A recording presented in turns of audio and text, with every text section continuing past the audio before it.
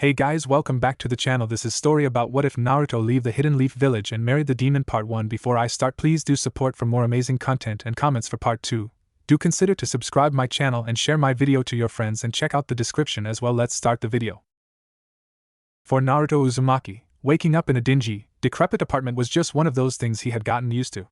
Ever since he was young, he had been alone, forced to fend for himself. For a time that meant stealing the food he could and living like an animal until the third Hokage had gotten wind of his living situation. This apartment was the outcome of that chance encounter. It had become a home, or, at least, as much as a two-bedroom, third-rate abode could be. Still, he had made memories in this place. Cards with his shadow clones, reading some of Jiraiya's works that he had nicked while the old man wasn't looking, and being able to be as much of a slob as any teenage boy wanted to be were all some of the most enjoyable things he could do. But he wouldn't lie, it was lonely. The blonde ninja rolled over in his bed, trying to ignore the ray of sunlight that lanced through the dirty window into his eyes. He glanced to the fridge, taking a mental note that he would need to stock up on food again. He'd long since learned the perils of consuming expired foodstuffs since he had chugged a carton of expired milk. Was that his fault? No one had bothered to teach him such basic things. The third Hokage was busy, he had a lot he needed to do, but, most of all, he was old. He didn't have the youth to raise a child on his own, not anymore. Children, he mumbled to himself, rolling over onto his back. What was it like, he wondered, to have children? Or, better yet, to have parents? There had never been anyone to greet him, no one to chastise his bad behavior or to give him that sort of parental advice. The closest he had was the third, and he was gone now. Wiped out long before pain flattened the village. The closest he had ever gotten to family was Shion. Why was it now, nearly a year later, that he thought of her? Naruto! Naruto! A shrill voice called out, banging on the door repeatedly. We need to report to Lady Tsunade. She says it's urgent. Granny? He asked, finally getting out of bed. By the time he had gotten his orange jumpsuit on, Sakura was waiting outside. The pink-haired kunoichi tapped her foot irritatedly, no doubt tired of waiting for her lazy bones teammate. Hey there, Sakura. The young boy rubbed the back of his head awkwardly. You kinda caught me sleeping there. He tried to play it off with a chuckle, but the angry glance she sent him told him she was unamused. Feeling a small trickle of sweat roll down his forehead, he coughed into his fist and tried to change the subject. Is everything all right? Sakura huffed. I don't know. Lady Tsunade was nearly manic when she called me in. She told me that you had to get there at once. There was also a strange man there, a guy in clothing that wasn't from around here. Now that was interesting. Was it a new mission? He could use the excitement. There was only so much training one could do before the cabin fever set in. Naruto affixed a bold smile on his face and cracked his neck. Then what are waiting for you? You know how cranky Grandma Tsunade gets. With that cheeky quip, the two ninja leapt from the balcony and quickly began making their way through the village. It always had impressed him how fast they had rebuilt. Perhaps it was the will of fire at work, or the simple need to get something up and running in case more enemies came calling, but they had done a fine job. Although not everything was the exact same. As the duo paused on the roof of a building, the blonde ninja took a moment to survey the collapsed remains of a library. It had taken a scrape compared to the main target of Paine's assault, and even then a massive amount of brick and wood had sloughed off one of its sides. A part of him wanted to go down there and help the construction workers, but Grandma Tsunade would have his head if she caught him fooling around. Come on, Sakura urged before leaping away again. The Hokage's office was a familiar place to Naruto by now. Whether it was being scolded by Lord Third or being berated by Grandma Tsunade, that room had never been his favorite place in the village. Now, though, it seemed to radiate an aura of pure malice and unease. As if he were inviting disaster by walking through the door. Sakura, are you sure she was asking for me? She didn't mean, like, Kakashi-sensei or anything, right? He tried to laugh it off like a joke, but it came out weak and forced. Gah, quit being such a baby and go. His teammate wrapped him in a headlock and dragged him forward. In spite of his growing protests, she slogged onward before finally throwing open the door. Instantly, the young boy felt that his sixth sense for trouble had been right. The foreign visitor stood off to the side, his pacing interrupted by their presence. Within the room were only two others, Lady Tsunade and, surprisingly, Naruto's teacher, Kakashi Hatake. The boy gulped nervously as he felt waves of conflicting emotion radiate from them. The look on Tsunade's face could have wilted flowers, a mixture of passive amusement, immeasurable disappointment, and sheer frustration the likes of which he had never seen. not even when he let slip her real age in front of the Jonin. Almost akin to her young, Kakashi looked to be on the verge of tipping over. At times he would glance at the blonde boy before just as quickly screwing his eyes shut and muttering something to himself.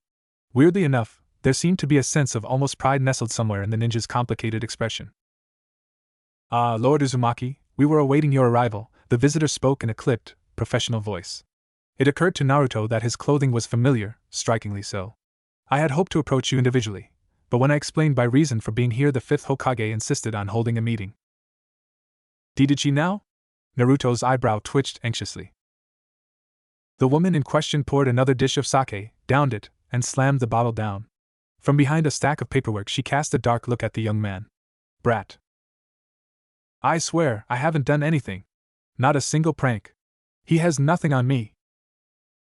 "I beg to differ, Lord Uzumaki." Naruto choked. "Naruto, please, just let him explain," Kakashi began, only to be interrupted by his pupil. "Come on, Kakashi-sensei. You know me. I would never do something like that. He hasn't even."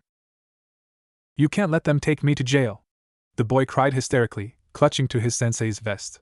"There's no ramen in jail, let alone Ichiraku's." "Naruto. Brat."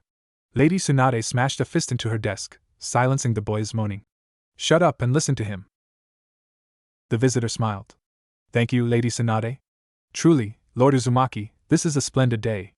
I bring good news from the land of demons and Lady Shion." "Shion?" Naruto mumbled. The girl, more or less a woman now, had been a part of a mission given to him and his team. During the incident with the stone soldiers, he had helped her seal away the great evil that was Morio. It had been one of the trickiest, hairiest missions he had been sent on yet, to the point where he had nearly died. But Shion, she was, or had been, special to him. They had bonded, and either due to the emotions running highly or the fact she was the last of her family line, for a night they had been closer. It was something Lee liked to rib him on from time to time, but to his knowledge that had been the end of their relationship. Short and sweet. "Indeed, congratulations, Lord Uzumaki. When we of the land of demons heard the joyous news, why, we sent for a messenger to bring you back." "What are you talking about? And what's with this Lord Uzumaki stuff? I'm just plain old Naruto." The man blinked. "Oh? Were you not yet informed?" "Here we go." Kakashi sucked in a breath as Tsunade's glare worsened tenfold. Sakura rocked back and forth nervously, eyeing the three older adults in the room in anticipation. Naruto, for his part, was completely in the dark. What were they talking about? He had never been good at guessing games, and this hardly seemed the time. "Will you just spit it out, buddy?" the young ninja finally cried. "Lady Shion has given birth to a pair of healthy twin sons." It was as if the world came to a sudden halt. In that moment, everything seemed to still and stopped moving. Naruto was half sure that if he looked outside he'd see birds suspended mid-flight. His brain relayed the message again, then once more before it finally sunk. "Oh, I'm happy for her," Naruto said woodenly. "Indeed. She was so overwrought with joy that she couldn't wait to tell you. However, due to her being in recovery, we saw fit to bring you back ourselves." "Me? Why would you ever want that?" Ha ha ha ha ha ha. His laugh was stilted and forced, a sure sign of shock. Kakashi stepped forward. "Take a breather, Naruto. How about you sit down? Why, shouldn't a father be there to see his children grow up?" A hammer of realization smashed down upon Naruto. In that moment all his delusions were shattered. Father, he was a father. He had two young sons in a distant land who he had never met, and had left before they were even born. Emotions flooded his heart and mind, too fast and powerful to differentiate at once. Fear, joy, sadness, confusion, pride, all of it threatened to drown him in a tidal wave of shock. The world was finally set into motion again, but this time it seemed to spin. The world tilted on itself. Everything began to grow darker as the cold wood of the floorboards finally made impact with his head. "Oh man, I think I'm blacking out," were the final, sobering thoughts the young shinobi had before the merciful claws of the abyss finally drew him into unconsciousness. 0-0-0-0. "Lord Uzumaki, Lord Uzumaki!" a voice called out, seemingly from a distance. "Easy, Naruto, easy, try to take it slow. Sakura, can you get him some water?" Another, more familiar voice seemed to have its hand underneath his head. What happened?" he murmured as the image seemed to crystallize. Kakashi stood above him, flanked on the other side by the foreign visitor. The man seemed to have a concerned look on his face as he eyed the young boy. His sensei hauled him upwards into a sitting position with a grunt. What happened? You passed out, brat. Tsunade chuckled as she poured herself some more sake. Lord have mercy, if only I was so lucky. So it wasn't a dream? The fifth Hokage cackled sharply like a witch, almost reveling in his hopeless naivety. Kakashi was a bit more sympathetic, the older jonin taking the glass of water Sakura gave him and passing it to his pupil. Naruto gulped down the cold beverage thirstily, feeling as though he had just run a marathon. With a heaving breath, he lowered the glass and tried to take a moment to situate himself. Shell-shocked, he turned towards the visitor. Father? Yep, he smiled. Twins? Yep. Naruto looked at his sensei blankly before turning back to the emissary. Shion? Congratulations. I think he's blacking out again. Hang on there, Naruto. Kakashi smacked the blonde ninja's cheek. Stay awake for me, kid. What did this mean for him? Was he going to have to leave the village? Was he going to need to abandon his life as a ninja? Who would bring back Sasuke? Who would protect the village from her enemies? A whole new emotion began to worm its way into the young boy's heart as the gravity of the situation truly seemed to unfold. Oh, for stand up, kid! Tsunade hauled him to his feet with a single hand and set down her bottle of booze. Now listen up. You're a leaf ninja, and so long as I'm running this village there will be no deadbeats. Believe me, I know what it's like to lose your man and I won't have you inflicting that on some poor girl. Lady Tsunade, don't you think that's a bit forceful? Sakura tried to venture but was quickly silenced by a burning glare from her mentor. And never mind. What am I going to do? Naruto breathed helplessly. What am I going to do? You're going to pack what you need and head out for the land of demons immediately is what you're going to do. Brat, you may be like a grandson to me but don't think that I'm going to let you skip out on your responsibility as a parent. But Sasuke. The village will be taken care of, she said, gentler this time as she laid a hand on her shoulder. You've saved us pain, from the Shikaku, let us handle some problems for once. Not everything needs to be your responsibility, kid. But I lived here forever. I don't know anywhere else. Tsunade smiled, a mix of sad and proud. Part of growing up is getting used to pushing your boundaries. Granted, I would have started a bit slower but we can hardly take it back now, can we?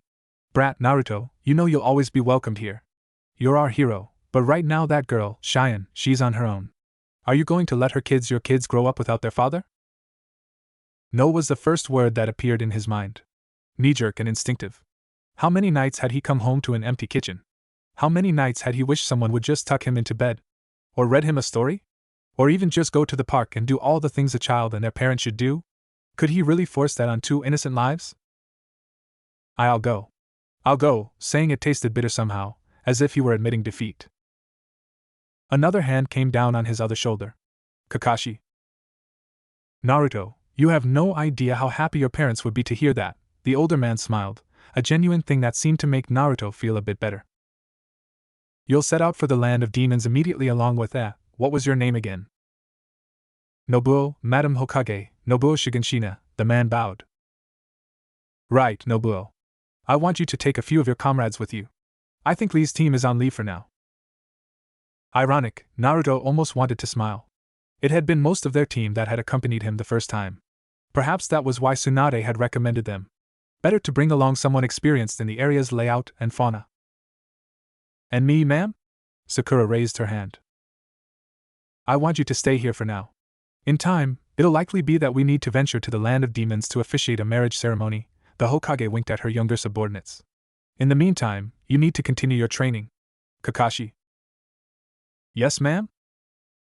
I want you to round up Team Guy and get them up to speed. You can accompany them until they reach the land of swamps. After that they should be safe for the rest of the way. Since we stopped the ghost army, that region has been relatively peaceful. At once. With that, the Jonin sensei flickered away. Naruto took a seat against the wall, joined shortly by his pink-haired teammate who leaned her head on his shoulder. The contact was welcome and comforting. Out of all the times he had nearly died, where he had faced that thing living inside his soul, he would have taken any of them over this next journey. Whatever happens, Naruto, Sakura mumbled quietly. You'll always be a part of Team 7 and a Leaf Village, never forget that. He knew that, he had grown up knowing that, it had driven him through some of the toughest fights of his life. But hearing it from someone he had loved for so long, it put a fire in his chest. He was Naruto Uzumaki, son of the 4th Hokage and hero of the Leaf. He could face anything, and this was no different.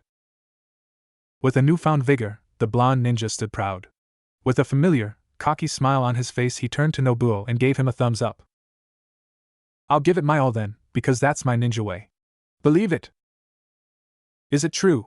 Oh, happy day! Rock Lee cried as he pulled Naruto into a bone-crushing hug. I cannot believe it! To think that you would ever have kids! Lee, you're crushing me, Naruto breathed hoarsely. After going to collect Team Guy, it had not taken long for them to arrive at the Hokage's office and get brought up to speed. The 5th Hokage watched with somewhat sadistic amusement as Naruto was brought low by the impressive grip strength of Lee. Might Guy, Team Guy's sensei, stood off to the side, manly tears of joy running down his face. Kakashi, you've one-upped me once again. The bowl-cut Jonin clenched his fist tightly as his long-time and exasperated friend grimaced. How did you do it? How did you get someone who would marry a ninja like Naruto? Hey hoo, the blonde ninja deflated like an airbag as Lee's hug tripled in strength before he was finally released. No offense, but are we sure this is a good idea, Lady Hokage? Tenten spoke up. Tsunade quirked up an eyebrow at the girl before sighing. We have little other choice. Let alone that Naruto needs to take responsibility for what he's done, spurning the land of demons might be an unwise decision. The last thing we need right now is anti-Leaf sentiment flittering about. Tenten acknowledged that with a simple nod, but the final member of Team Guy, Niji Hyuga, was not so easily placated. Are we sure it's wise to send a squad of ninjas so far away at such a critical time?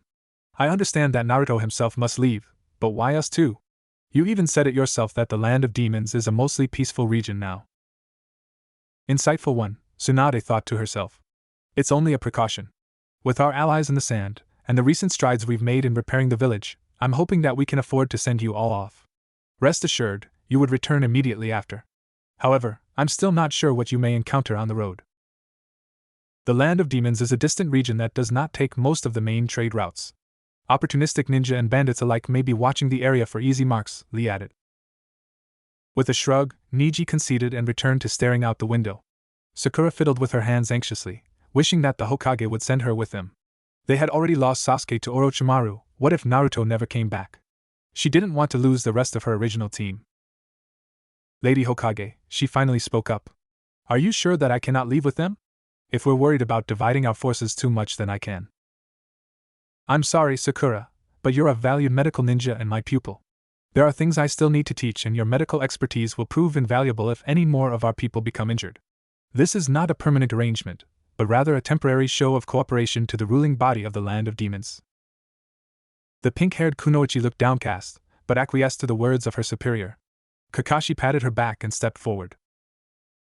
With your permission, Lady Hokage, I think they're ready to set out. Indeed, she nodded. Guy, Kakashi, stay here for a bit. Sakura, you too. As for Team Guy and Naruto. She stepped forward, placing one hand on Tenten's shoulder and the other on Naruto's. With a brief flex of her monstrous strength, she pulled them into a close huddle. Not quite a group hug, but caring nonetheless. Be careful, you four. See yourselves and Nobuo safely back to the land of demons. And Naruto? Yeah, Granny? Tsunade smiled softly.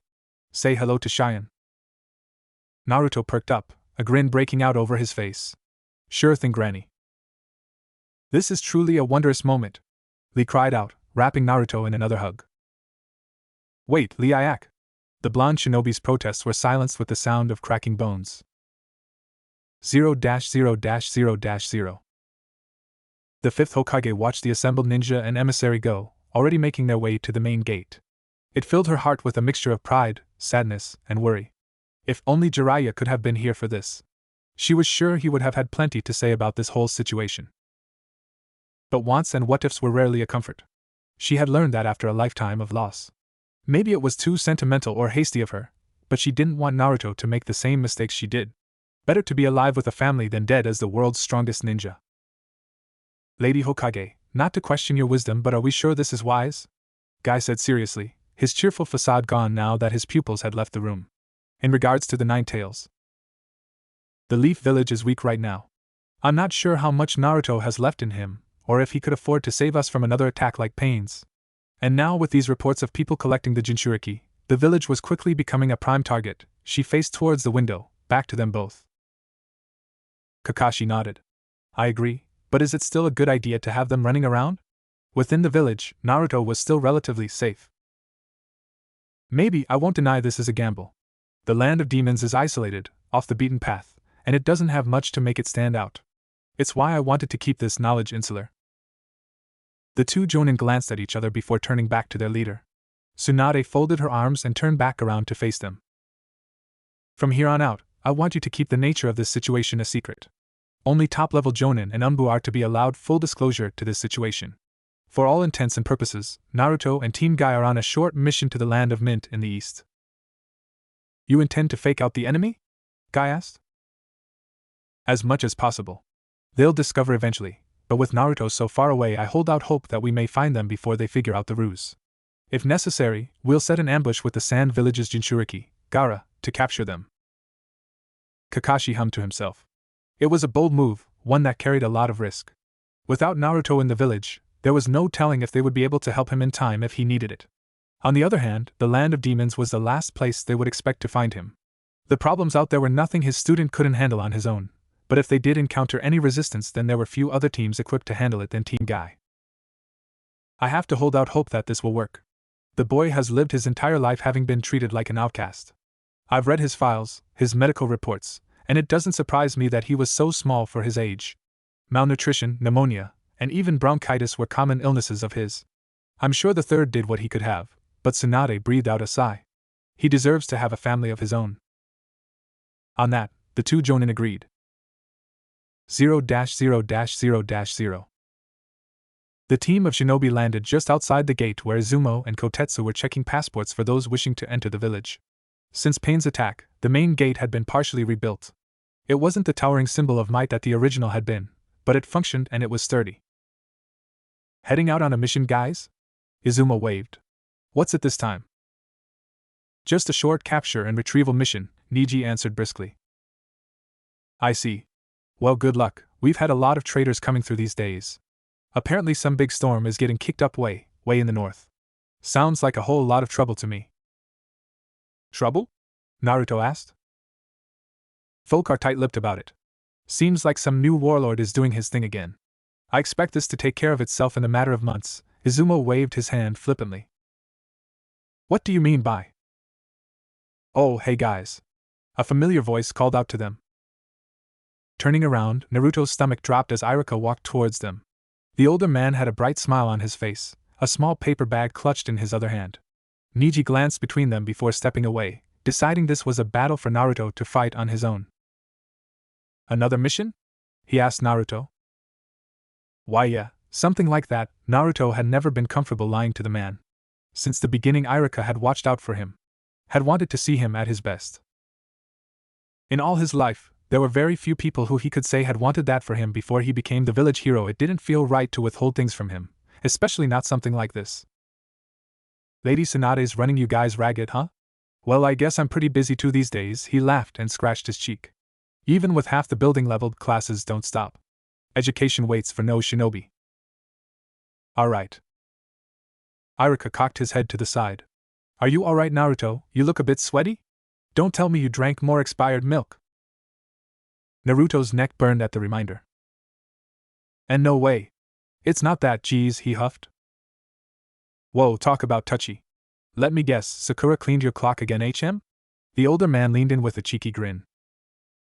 How am I going to tell him? When am I going to tell him?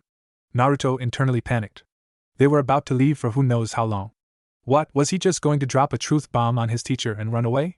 Iruka's heart wasn't going to be able to handle that. He was old. Oi, did you just call me old? Iruka's eyebrow twitched angrily. Oh look, it's not that. I just, look, it's complicated. That blush on his neck had spread to his cheeks and head. Forget Sakura. Iruka would clean his clock if he found out he had gotten some girl in another country pregnant. It would be a beating an order of magnitude bigger than anything he had gotten from his teammate. Whoa, hey Naruto, are you alright? Do you need to talk about it? Iruka stepped forward and Naruto instinctively moved back. I mean, the blonde shinobi sucked in a breath and steeled his nerves. I can't tell you right now, so just wait. The shout echoed across the courtyard, stunning Irika and causing Team Guy to cringe. Heart hammering in his chest, Naruto turned on his heel and ran out of the gate and into the woods surrounding Konoha. Team Guy was forced to sprint to keep up with him, leaving the shocked Chunin teacher standing alone. Was it something I said? 0-0-0-0. Not your finest exit, Naruto, Tenten giggled. I thought steam was going to come out of your head for a moment. Whatever, he grumbled embarrassedly. It is okay, Naruto. Everyone gets embarrassed about these sorts of things. Lee gave him a motivational thumbs up. Niji cut into the argument before it could get started again. We've been making good time for the past few hours. At this rate, we'll reach the land of demons within the next few days. I indeed, Nobuo huffed, sweat dripping down his face. The man had been near silent since they had left the village, only focused on getting back to his country. However, he was no ninja and probably hadn't pushed himself this hard in his life. Naruto slowed down before finally stopping on a tree branch. We can pause here for a few minutes so you can catch your breath, Nobuo. Please, do not mind me. Despite his words, the man accepted the break gratefully and sat down. Forgive me, I was chosen due to my athleticism, but this is more than I'm used to. That reminds me, you didn't tell us what you do in the land of demons, Nobuo, Tenten said to the man. Ah, yes. I'm one of the royal guards, chosen from my village due to my prowess and skill. I can't compete with ninja like you all though. However, since the ghost army arose and many of our warriors were wiped out in the attempt on Lady Shion's life, I have trained extensively to pick up the slack. Our country is the weakest it has ever been in recent times. Naruto could remember that fateful night with crystal clarity. The battle had been fierce, decisive, and ruthless. Yomi's little henchman had cut a bloody swathe through Shion's guards like they were nothing. It was a sad fact of life in this world, that so many were helpless before a trained shinobi. But they were all long dead by now. A crew of madmen who had flown too close to the sun. Yomi was gone and so was his ilk. Morio was sealed. It was over. It was fitting that Lee and Niji had accompanied Naruto on this mission, as they had during their first visit to the land of demons. Naruto jumped down to Nobuo and glanced back at the way they came. No followers, and he sensed no eavesdroppers either. So, how are things in the land of demons? How is Shion? He asked, curiosity finally forcing him to articulate the questions. Despite our weakness, the region's stability and isolated geography has served to aid us. There are very few who would or could attack us full sail, and even less reason to do so. As for Lady Shion, her constitution was so frail we thought for sure she would not survive childbirth. It was a very blessed day when the news arrived that she and your sons were in optimal condition. Naruto's heart skipped a beat. She had almost died. Nobuo saw the look on Naruto's face and continued. Before I left, she was in a joyous mood, fawning over her twin sons. She insisted on waiting for you to arrive before naming them, as she didn't want to leave you out of such a prestigious moment. I see. Naruto cleared his throat. And her foresight? Does she still receive visions of the future? Indeed, Lord Uzumaki. Although in recent years it has, thankfully, gotten easier for her. As of late, she's witnessed events completely unrelated to the demise of any of her attendants. That piqued his curiosity. It changed? We do not know how or why, but Lady Shion requested that we keep it quiet. At least to the people of the land. If anyone were to find out, it could make her and our country a target. Naruto nodded, pulling out a small flask of water. Offering it to the man, he watched as the young man guzzled it thankfully. Niji dropped down next to them, his usual look of ambivalent stoicism still etched into his face. We'll continue up ahead and make camp near a valley off the northwestern road. It has freshwater streams so we can replenish, he said to them both. From there, it will be another day or so until we arrive at the land of demons' capital. All right, let's get moving, Naruto cheered, giving his team leader a cocky grin. We'll be there faster than greased lightning, believe it. Niji sighed. As always, your energy remains unblemished. Nobuo, are you? Ready and waiting to go, sir. With their group rested, they took off once more. The upside to the local geography was that it was relatively tame in terms of weather and layout. Naruto had always thought the locale was something to admire in and of itself.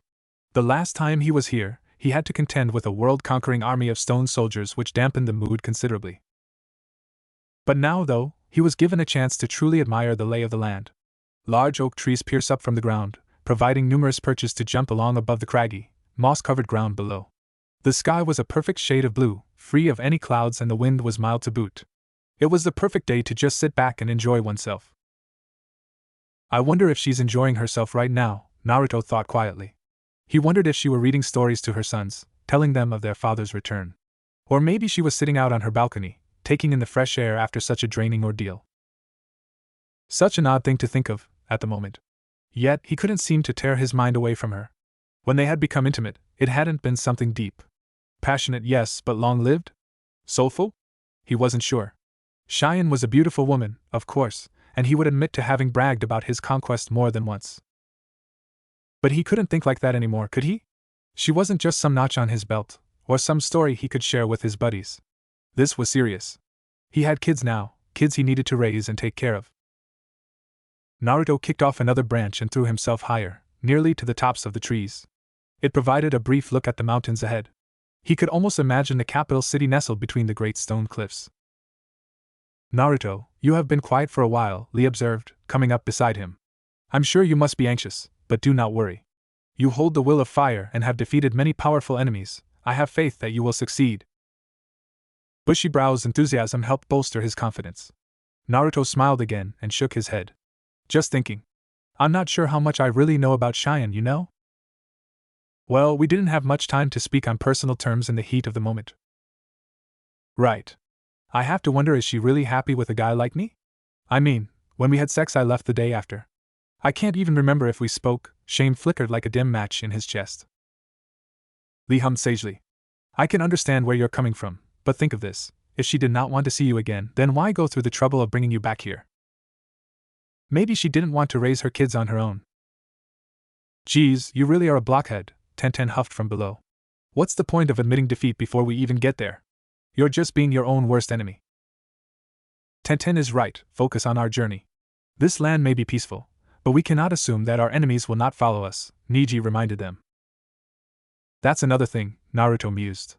What about Sasuke? What about the Akatsuki? They were still out there, hunting Jinchuriki. They could go after Gaara, or Octopops. Or worse, they could come after him and his new family. Was it really wise to risk putting his children in the line of fire? Grandma Tsunade has to have a plan. I know she does, the reassurance felt weak. A day to go before he met his children. Forgive the inconsistency. I've recently come down with COVID and I feel a bit tired. Thank you for all the support so far. Do not worry, I am fine. But writing has been a bit of a slog. Please, enjoy the slightly longer chapter as thanks for your patience. They made it another few miles before they stopped to make camp for the night. Nobuo needed rest, and Naruto wanted more time to think. What was he going to say? What should he say? After nearly a year apart, he didn't think they had a whole lot to speak on. Besides the obvious, of course. Remember what Tenten said, let's not lose this battle before we fight it, Naruto sighed to himself as he sat upon a rock. A campfire crackled somewhere behind him, the soft warmth licking at his back as he faced out towards the forest. He and Nobuo had offered to take the first shift watching the camp. With very little chance of getting attacked, he felt as though he could let his guard down a bit. Lord Uzumaki, Nobuo came over, a pair of cups of hot water clasped in his hands. Here, you should keep warm. Thank you, Nobuo. The guardsman sat down next to the blonde ninja and took a small sip. With a satisfied sigh, the man loosened up and gazed out over the scenery. Naruto still found him to be an enigma. He hadn't spoken much, nor had he given many details about his life. If he had been around the last time he and his team had traveled to Shion's kingdom, he didn't remember. I sense you are worried, Lord Uzumaki. Naruto paused mid-sip before putting down the cup. You can just call me Naruto, you know. Okay, Lord Naruto, Nobuo nodded. But you didn't answer my question. Geez, talk about uptight, Naruto smiled a bit awkwardly. Why yeah? I mean, how can I be? I don't know the first thing about being a father. A sentiment shared across all expecting dads, I believe. Luckily, it's a position you grow into, Nobuo chuckled softly. I guess, but I dunno, I just can't imagine myself being that kind of guy, you know? Being responsible, raising kids. I never even knew my dad, how can I possibly be one myself? The man seemed to consider that for a moment, periodically sipping his drink. With the hot water and the fire, the dim chill of the breeze seemed a distant thing. Stars shone brightly overhead, accented by the occasional flicker flash of what might have been a comet. It was an image that one didn't truly see in the Leaf Village. All the lights tended to blot out most of the stars. Are you worried you might fail? That you might not be good enough? It was Naruto's turn to think. How could he even put it into words? Setting aside the complex mix of emotions he had going on inside him, the terror of failing paralyzed him most of all. He barely even knew what it meant to fail in this context. It's more like I worry that I'll mess up badly. That I'll mess them up, disappoint them, make them worse. I don't want it to be where having no father was better than what I gave them. Naruto's hand clutched around the cup tightly. I couldn't live with myself if that happened. I grew up alone, with no parents, and that was one of the worst things I ever experienced. But maybe not as bad as having bad parents? Nobuo guessed. The young man nodded, head downcast. The guardsman breathed in deeply before releasing it. I don't imagine there's a single person in this world who hasn't made a mistake, and I'd say that goes for parenting as well. You're not alone, you'll have Lady Shion, you'll have me, you'll have all of us. Parenthood can be a trying ordeal, but it is, in my opinion, the most rewarding challenge one can undertake. But what if? What if this, what if that? You can ask yourself 100,000 hypotheticals. What if none of them come true? He countered. His words gave Naruto pause. His mind rang back to Tenten's words. His own insecurities were poisoning his mind with doubt. If he only focused on what could go wrong, he would fail. He needed to get over it. No way out but through, Naruto breathed deeply. I get it. If that's how it is, then you can count on me. Believe it. Nobuo smiled. That is very good to hear, Lord Naruto. Time ticked by, the stars rolled overhead, and the fire began to die down. There was a peaceful, comfortable silence between the two as they finished their drinks. The whole affair was a curious case of déjà vu for Naruto, who remembered being in a situation similar to this many months ago. You know, this sort of reminds me of when Tsuruho and I spoke about Shion, Naruto said absently. Nobuo paused. Does it? What did you two talk about? Yeah. He and I spoke about Shion's past, her gift. I remember thinking she was a lot like me, despite how insufferable she was being. He apologized on her behalf, and tried to get me to see things from her perspective. That sounds a lot like Tsuruho. He was quite the loyal guard to Her Majesty. Did you know him? Nobuo's lips thinned for a moment, as if he were thinking on how to respond. After a moment, he set down his cup and answered. He was my cousin. While you all went out to stop Morio's threat, I stayed behind to keep things running and to keep the city safe. I received news of his death after the destruction of the Ghost Army. I see Naruto's expression was melancholy. He was a really great guy, you know. Right up until the end. Not an ounce of fear in him. I imagine so, he was a most loyal guardsman. He has a statue in his honor in the palace courtyard. By Lady Shion's orders, in fact. Naruto chuckled softly. Yeah, I can believe that. Tsuruho had been a good man when Naruto had known him. Brave and driven, even when so far out of his depth that he was, in honesty, of little help. No ninjutsu, no ninja training, merely a sword and his will. And in the end he gave up his life to save the world. If there was anyone deserving of a statue, it was going to be him. To Tsuruho, Naruto raised his now empty cup. In his absence, I'll protect Shion. Believe it. Nobuo smiled. Believe it. Quiet. Tenten called from her sleeping bag. 0-0-0-0. What a gorgeous morning, Lee crowed, doing his stretches. Truly we've been blessed with such great weather. Geez Lee, do you need to already be yelling? Tenten yawned. Niji walked over to the rest of them. Did you sleep well, Nobuo? Yes, Lord Hyuga, just give me the word when you're ready to head out. The Jonin nodded and examined the path laid before them. With his Byakugan he could trace the shortest route to reach the land of demons' capital city, Ashia. Luckily, as one grew closer to the main city and its surrounding towns, the roads got easier to traverse. Being such an insular country, what little trade was done along the main trade route throughout the whole region. Them taking an alternate route had put them out of the way of such things. It made getting there a bit slower but, also, drastically reduced the chances of being attacked by anyone. His reconnaissance done, Niji turned back to his team. I'd say with the pace we've currently been making we'll arrive in Ashia by sunset. Let's get moving! Right. They cried out. Niji's analysis proved to be accurate once again. By the time the sun had been reduced to a mellow orange blob in the sky, the city was in sight. The painted hues of purple and orange overhead cast the place in a surreal light, as if they were looking at a masterfully constructed painting. Naruto thought it almost looked ephemeral, Like if he got too close it may disappear like a mirage. Not too much longer, Tenten sighed, wiping her forehead. And not a moment too soon. Come now, Tenten, you're young, you should have more energy. Lee spoke loudly. No offense, Bushybrow, but the only person with energy and eyebrows like you is Guy-sensei. Do not insult Guy-sensei's eyebrows. Enough, both of you, Niji ordered them before Lee could finish putting Naruto in a headlock. We should make it there before nightfall to avoid causing any confusion. Who died and made you prince? Naruto began before he was cut off by Tenten pinching his cheek. Get that rudeness out of your system now, Naruto. Ow, geez, fine, I get it. I get it. She finally let go with an exasperated sigh. Niji glanced back at the routine and sighed mournfully. How you ever reproduced. It wasn't another 40 minutes until they reached the imposing front gates of the city.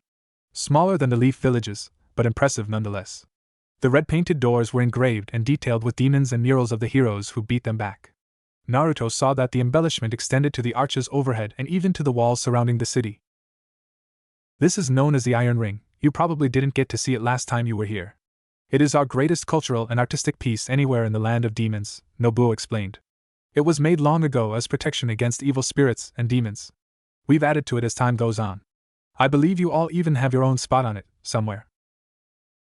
Talk about a grandiose introduction, Tenten mumbled as Lee and Naruto nodded. Halt, state your business.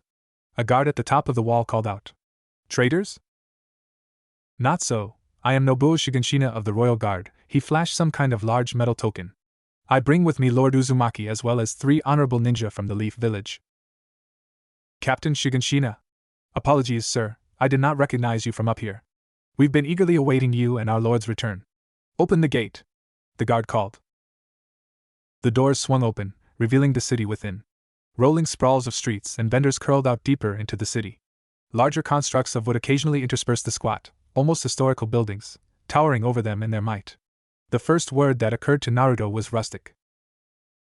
The city was by no means backwards or out of date, but there was a certain sense of vintageness to it. Homes that were classically constructed and only later on modified to have more modern conveniences in them, large buildings comprised mostly of wood, and clothing that had been more popular 20 or 30 years ago than today. It was a small shock to take in all at once, but Nobuo gave the group no time to adjust. Quickly, we must get to the palace to inform Lady Shion of your arrival, the man said excitedly, brushing past them. The White Lily Palace is the seat of our government, and the main living quarters of Lady Shion, and soon enough, you, Lord Uzumaki. Fancy name, Naruto murmured. Indeed, named so after the impressive garden Lady Shion's mother cultivated in her lifetime. Lady Shion herself has taken to tending and even expanding it to include medicinal herbs and other useful plants. Geez, I'm beginning to feel more like a tourist than an honored guest, Naruto scratched the back of his head awkwardly. This place is interesting. Are these buildings authentic? Niji asked as they passed through the streets. Indeed, sir. The land of demons still practices many construction techniques passed down through the generations, although we have since incorporated better materials and safety standards, not to mention things such as plumbing, heating, and cooling. Naruto hummed to himself. It wasn't always a guaranteed thing to have those outside of a major city. Heck, there were plenty of villages in the land of fire without those modern conveniences. Ashia may have been a capital city, but the land of demons was also something of a remote nation. I'm sure you must have a robust cultural heritage here then. Oh yes. I'll give you all a tour after we get things sorted out. We of the land of demons take pride in our history and have extensive documentation dating back over 1,000 years. Since before the time of your Leaf Village, in fact. Lee whistled, and Naruto felt inclined to agree. 1,000 years was, well, 1,000 years. That far predated the Leaf Village and most of what Naruto knew to be his country's major history. Had the land of demons been around for that long? The walk to the White Lily Palace wasn't long by any stretch, but it certainly felt like a distance when everyone seemed to turn and stare at them as they passed. Niji, Lee, and Tenten noticed it as well, giving each other confused and slightly tense glances. Nobuo picked up on the hesitation and was quick to explain. Yes, following your triumph over Morio, Lady Shion wished to spread your heroism throughout the land. I'd say everyone in this city must know your faces. Following Lady Shion's successful delivery, many people were ecstatic waiting for your return in particular, Lord Uzumaki.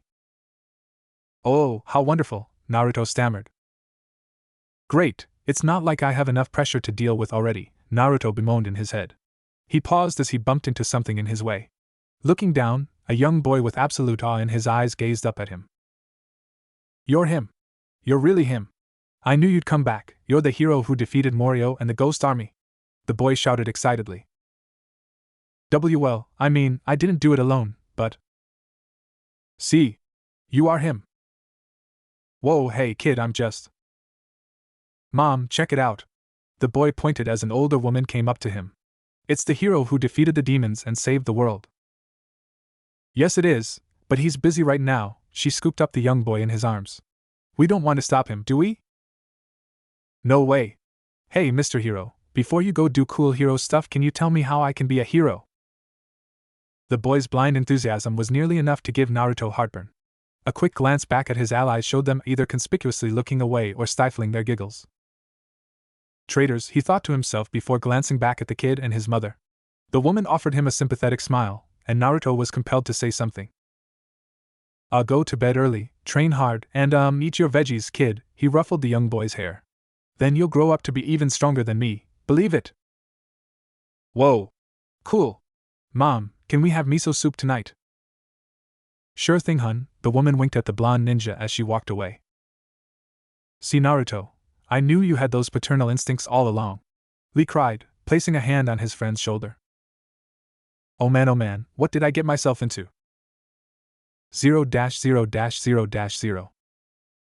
Now presenting, Lord Uzumaki and the shinobi of the Leaf Village.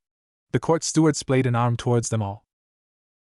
They received polite nods from the various courtesans that dotted around the throne room. It was a splendid thing of white stone and tapestries depicting even more history. Naruto wondered if it had a more special meaning than the stories that had been painted on the wall outside. At the end of the room, in front of a trio of long glass windows, sat the immaculate white lily throne itself. Upon sat none other than Lady Shion, her priestess vestments perfectly arranged. With the rays of light coming in behind her, she seemed as angelic as the city had seemed when they had approached. Thank you, steward, she spoke regally, a slight smile on her lips. Leave us, please. The man bowed deeply as he and the court-goers quickly vacated the room. It left them and Nobuo to approach the throne alone. Shion didn't seem much different than when they had last met, but, Naruto reasoned, either did he. I'm glad to hear you all came back without issue. Truth be told, I was a little worried about if something would go wrong. She stood and descended the stairs in front of her throne. I take it everything went well, Nobuo? The man knelt. Yes, Lady Shion. The journey was free of any troubles, thankfully. She stopped just short of him and smiled. Good to hear. As of late, it seems the only thing I do is worry about my subjects and their affairs.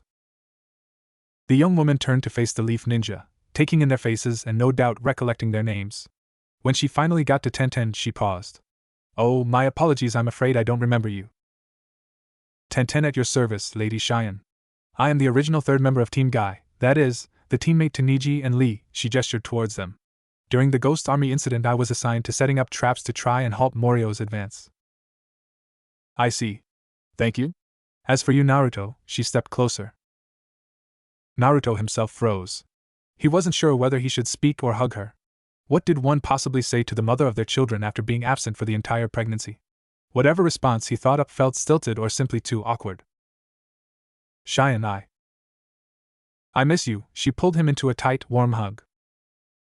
At that moment, all the words in his head lay forgotten. His doubts, his insecurities, for the moment they simply washed away. There was no anger in her voice, no sadness, merely relief and joy that he had returned. It occurred to him that she had dealt with the emotions he had felt for far longer, and thus had had more time to process them. He returned the hug, relaxing. Me too. Oh Niji, it is beautiful, is it not? Lee sniffed tearfully, slightly ruining the mood. Niji rolled his eyes but said nothing. It was Shion who finally broke the hug, dusting off Naruto and giving him a welcoming smile. You all must be tired. We have rooms set up for you all, and we should be eating in not too long. Please let me show you to your rooms. Lady Shion, are you sure you should be walking around? We don't want to strain you, Niji asked. Shoot, I should have asked that. Naruto grimaced to himself. Oh come on, I was pregnant, not deathly ill, she giggled. Besides, if I can lead a country while expecting, I think I can show my guests some hospitality. She led them through the palace, which itself was an extensive building. Every part of it was created with care, worked on by master craftsmen and embellished with the finest details. The more Naruto looked, the more things began to stand out. The ceilings overhead were engraved with scrawlings patterns, as were the walls. Even the columns holding up the ceiling in rooms seemed to have images of honorable heroes fighting back against demons. It was breathtaking to explore, and was nearly worth the trip itself. Naruto wondered if he could ask Shion about it later. Even in its heyday, Konoha hadn't had this much care put into its buildings. Not even the Hokage's tower. Here is where you all may sleep. I've made it so you three may each have your own rooms. The baths are just down the hallway, you can miss them, Shion pointed them out.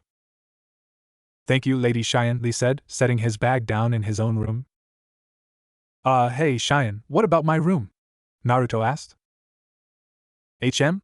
She looked to him before realizing what he said. She giggled again into her hand. Naruto, you'll be sleeping in my room. Naruto choked. Lee choked. He was pretty sure somewhere in the leaf, Grandma Tsunade was choking. Tenten looked almost scandalized, or awed at Shion's straightforward confidence. The priestess, for her part, didn't even seem to be embarrassed by her words. Whoa, hang on, time out. What the heck do you mean we'll be sleeping in the same room? Naruto cried in shock. She cocked her head to the side, confused. What do you mean, Naruto? It isn't like there's a whole lot of boundaries between us. She had an excellent point. After having children with someone, sleeping in the same room seemed to be pretty low-key in comparison. Naruto's jaw worked open and closed before he finally shut his mouth and nodded woodenly. Was it really so strange? Nice job, Lady Shion. Tenten gave the woman a thumbs up. Besides, after the marriage ceremony we'll be sleeping together anyway, so, you know, it shouldn't matter. For the first time that afternoon, Shion seemed to blush. Naruto swayed on his heels, only steadied by Lee. Lady Shion, perhaps you should not deal such haymakers to your fiancé in such short succession. Naruto is not equipped to deal with such things. Mentally, I mean. Not helping, Lee? Shion laughed. I guess not.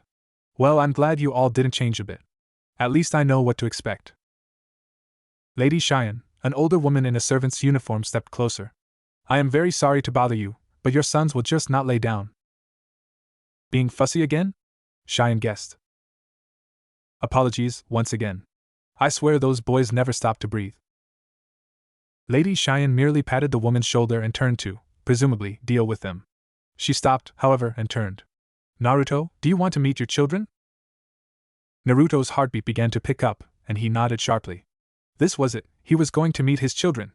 He felt a pair of hands come down on his shoulders and turned to see Lee and Tenten there, toothy grins and all. Behind them, Niji gave him a bit of a sterner look as if he expected the blonde ninja to blow it off. The caretaker stayed behind to get his friend settled, and both he and Shion left to go see the children. As they walked in silence, Naruto began to hear something in the distance. Crying, and it was growing louder as they approached. They both get a bit fussy this time of day. I think it's because I usually spend a lot of time in the court, and don't get to see them. She seemed serene, peaceful. The perfect image of a mother. Even the tone with which she spoke about them seemed to radiate warmth and care. I hope they like me, Naruto said, mostly to himself. Come now. You are their father, she leaned her head on his shoulder. Be strong, they're not that intimidating.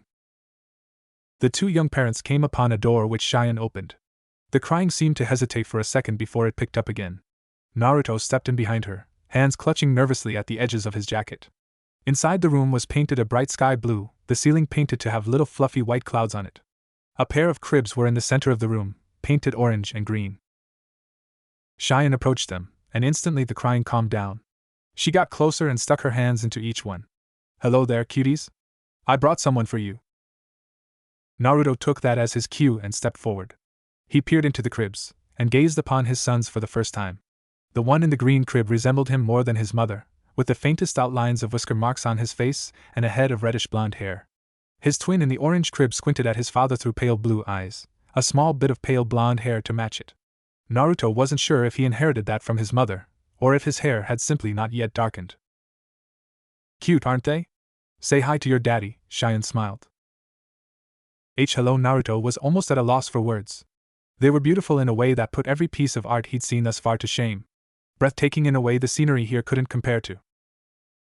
He reached his hand into the red-headed one's crib and nearly flinched back as his son grabbed at his finger. With weak baby strength he pulled the blonde father's finger up and down in some mock expression of a handshake. Naruto felt weak at the knees. Yeah, that one picked up on handshakes pretty early. Methinks he'll be a really fox when he grows up. Naruto smiled. Just like his daddy. Shion snorted in a way that was either priestly or ladylike, but it sounded natural. Amused. What had possibly been worried about? Do they have names? He asked as he glanced over at his other son, who regarded him with a confused squint. He tickled the baby's stomach and finally elicited some laughter from the infant, who slapped at his hands in enjoyment. Shion paused before answering.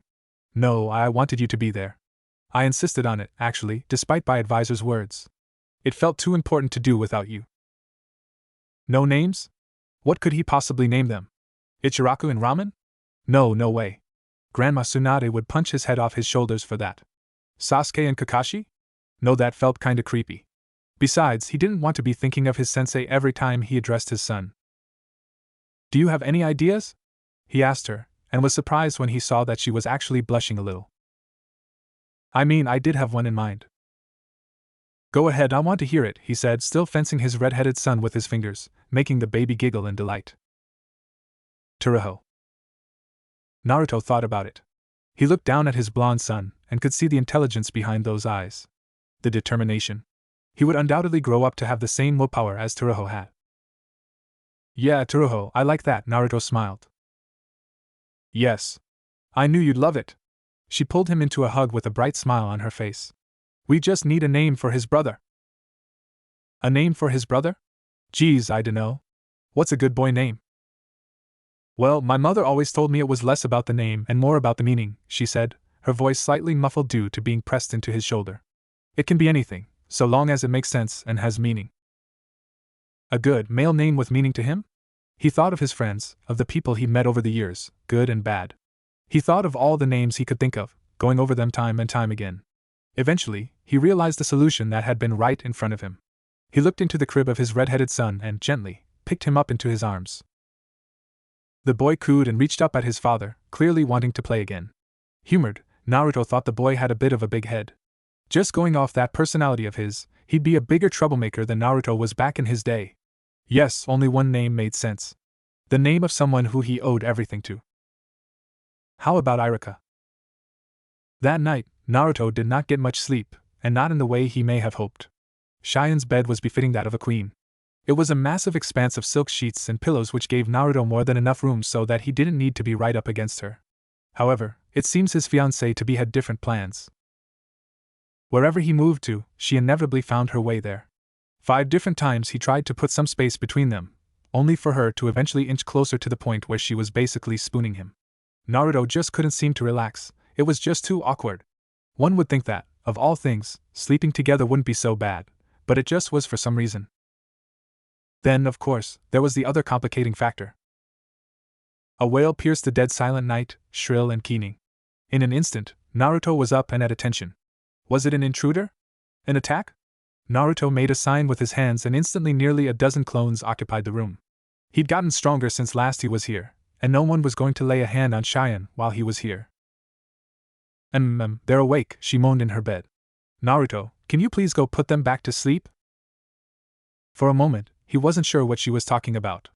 However, as he paid closer attention, the wailing was not the dying screams of a guard or maid, but rather just the crying of a baby. His son. Naruto relaxed and dismissed his clones, going to check on them. Any distraction was welcome compared to the weirdly awkward sleeping arrangement he had going on.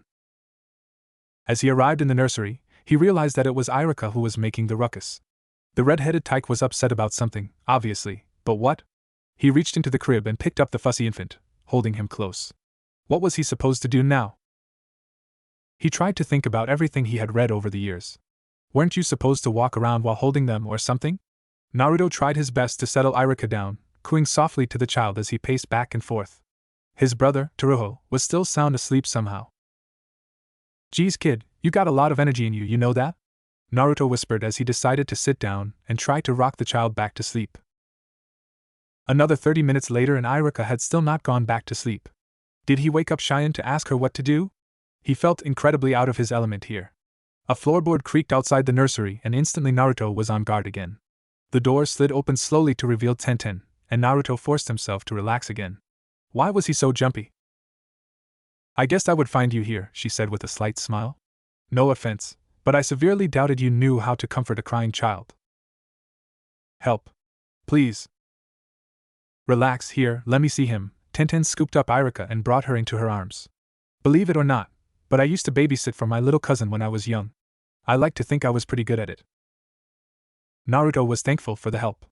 I tried everything I could think of. I have no idea what's up with him. Well, it isn't his diaper. When was he last fed?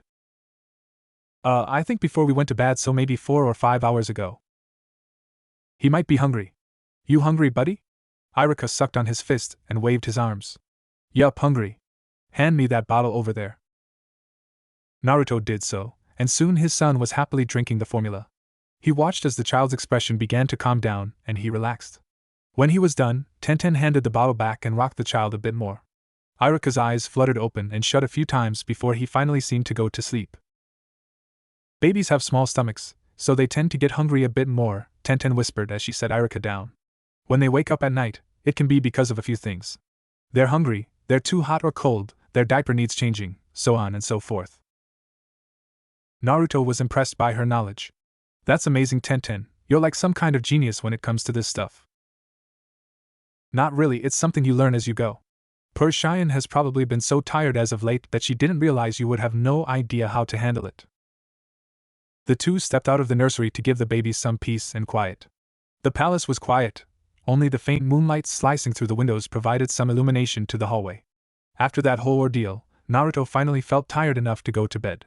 He said his goodbyes to Tenten and returned to Shion, who was sound asleep. Naruto tucked himself into bed right as his other son began to cry. The new father dragged a hand down his face. It's going to be a long night, he thought to himself morosely. 0-0-0-0. You look terrible, my friend, Lee observed unhelpfully. Naruto felt terrible. If it wasn't Toroho, it was Irika, and between the two and his reservations with sleeping with Shion, he had gotten maybe 2 or 3 hours of rest. He felt worse than he had in a long time. He had to get on top of this fatherhood thing before it ended up killing his sleep schedule. Shion stretched as she exited her room, dressed in something less ceremonial. That was the best night's sleep I've had in months. Yeah, at my expense, Naruto muttered to himself. Despite not hearing him, Shion did see the state he was in and chuckled a bit guiltily. Sorry about that, I guess I shouldn't have dropped you right into the thick of it. My bad. I don't know how you survived for so long. I can't imagine doing this for a week, let alone for months. You get used to it, and I suspect you'll adjust better than I did. Coming back down from pregnancy only to have to do all the parenting myself was crazy. Naruto suddenly felt a sharp stab of guilt in his chest. She didn't sound angry or accusatory, but that didn't change how he felt. He glanced back at his comrades who seemed to be regarding him with a mix of pity and indignation. As if he didn't have enough to deal with already. He placed a hand on Shion's shoulder and brought her closer. Don't worry, now that I'm here you have nothing to worry about, believe it? The young woman blushed, turning away so he didn't see. It was that sort of thing that had made her like him so much in the first place, that idiot. Who actually said those sorts of things when they weren't acting in a movie? Even so, she leaned into the one-armed hug and enjoyed her fiancé's warmth. It had been a long 9 months, after all, and she had missed him. Why don't you have some of your servants take off the load? Niji offered. Never. She suddenly hissed, lording over the 3 ninja with a menacing aura. The only people who will raise my babies are me and Naruto. The sudden bloodlust and pressure forced the shinobi back, who buckled underneath her frightful glare. Even Naruto felt a shiver crawl up his spine at her sudden ferocity. Maybe that was the maternal instinct he had heard about. Alright, of course. I get you, Tenten smiled, a bead of sweat rolling down the side of her head. Totally get it. In an instant, Shion was back to normal. Smiling brightly with her hands clasped in front of her. I knew you would. Oh. I don't have much to do today, so if you all wanted a tour of Ashia's sights, I'd be more than happy to take you. That intrigued Naruto. The sights coming into the city had certainly piqued his interest, but at the time he had more pressing concerns. Besides, this wasn't like a normal mission where there was something to accomplish. In a sense, the mission was already done. They had gotten to the land of demons successfully, and he had met his kids. Mission accomplished. Well, we probably should be getting back to the Leaf Village, Niji began, only to be cut off by Tenten. Oh come on Niji, she pleaded. It isn't like there's anything to do back in Konoha. We can afford to stay a bit longer. Lee gave an enthusiastic thumbs up. I agree, seeing the sights of Ashia would be a welcome reward for our travels. Niji, outgunned and outmanned, was forced to concede. Shion smiled brightly and clapped her hands with joy. It had been so long since she entertained guests. The stuffy courtesans and nobles of the surrounding area were always so uptight. Ninja, on the other hand, were so lively and full of energy. Excellent, you won't regret it, I promise. I would feel terrible if you came all this way only to leave before you could enjoy our country. The four ninja were led to a small banquet where they ate, and Shion handled some minor clerical work. Curious, Naruto listened and watched her work. It didn't look especially dire or high energy, but there was a professionalism and grace to which she handled it that interested him. He hadn't been able to think of her as anything but the young girl who had helped him save the world, but at the end of the day she was in charge of a country. It would be strange if she didn't know what she was doing. By the time she had finished signing her forms and giving orders to some of her attendants, Naruto had eaten and was feeling a bit more lively. Nothing like a hearty breakfast to make up for a lack of sleep, or so Jiraiya had said at some point. Probably. Geez, it's like it never ends around here, Shion stretched. What were all those forms and stuff about anyway? Naruto asked. I only ever saw Grandma Tsunade do that much paperwork. She glanced at him. Usually just small stuff. Signing off on public works projects, making sure tax rates are fair, checking off on various small affairs. A lot of it gets caught by the clerical workers in the palace, but some of it needs my say-so. It must be hard being a leader while so young, Niji said. It can be at times. Mostly it's just boring. As you've no doubt come to know by now, the land of demons doesn't have a lot to it beyond our history and culture. The neighboring land of swamps provides a natural barrier to enemies, and the mountainous regions nearby provide a lot of ore and stone for us. However, those are things most every country has. Most of the land of demons' acclaim comes from their history of, well, slaying demons like Morio, Niji added. Shion nodded and sipped her tea. For thousands of years something has drawn them to this area. Our ancestors developed specific techniques just for defeating demons and other malevolent spirits. However, doing so meant that we ignored most practical ninjutsu and genjutsu. Naruto felt a shiver crawl up his spine. Ghosts and demons and all that stuff was way too creepy. Ninjas he could handle, summons he could handle, all of that stuff was still just normal ninjutsu. But demons? That was a whole other level of creepiness. There was just no way to deal with them. Naruto, you seem a bit pale, Lee observed. Demons and ghosts creep me out. Even fighting that Morio guy was terrifying. On that I think you and I agree, Shion giggled. But enough about all that stuff. I want to show you all something. The priestess stood and led them all outside. It was another gorgeous day outside, and the wind was blowing softly across the stone courtyard. The White Lily Palace was as beautiful outside as it was inside. Large white stone walls dwarfed the palace proper, creating long shadows in the early afternoon sunshine. Guards patrolled back and forth, giving orders and running messages between each group. However, the main thing was the courtyard itself. Stone paths flanked by rows of green grass, trees, and plants snaked outward in an odd curling fashion. They seemed to feed back into one another, forming abstract rings of pathways that extended out to the walls. Shion led the group along the paths, speaking all the while. The White Lily Palace is the crown of the land of demons' cultural sites. It has stood for over 1,200 years, and was only rebuilt once after an attack from a nearby country. Every part of it was built classically, with additions being made by only the finest architects and craftsmen. It is without a doubt impressive, Niji observed, his Byakugan active. I can sense rivers of chakra flowing in and out of underground networks. A defensive measure passed down to us. At a moment's notice a barrier can be raised over the entire estate to protect the occupants. In the past, it was used to protect civilians from demons when they came. When Morio's ghost army first arose, it proved strong enough to turn away their wrath. Whoa, that's crazy, Naruto breathed. There are other, lesser, defenses in the area, but none compare to the barrier. Its activation and details are kept secret, of course, Shion explained. However, that's not what I wanted to show you. They turned the corner and were met with a veritable sea of color. A long field of flowers, herbs, and plants stretched out across one side of the palace. Naruto was no gardener, but he had seen a few of the plants in Sakura's medical books once or twice. Regardless, it was without a doubt a beautiful arrangement. Tenten gasped in awe as she stepped closer to it. This is the Garden of Prosperity, a project my mother began as a young maiden. At first it was merely a small garden she kept as a hobby, but as she grew up she added to it bit by bit. Rare medicinal herbs and plants with a variety of uses were brought to the garden so that they might be saved. In fact, some of the plants here are extinct in every other region. Amazing, there must be several thousand species of plants here, Niji breathed. Yes, while my mother was alive she and I would tend to this place. She laid a hand over her heart, remembering the memories she had of her mother. But now it's been up to me and a few of my servants. This place is amazing, Shion. I'm surprised you can do it on your own, Naruto said in awe. She blushed. Well, it's not all me.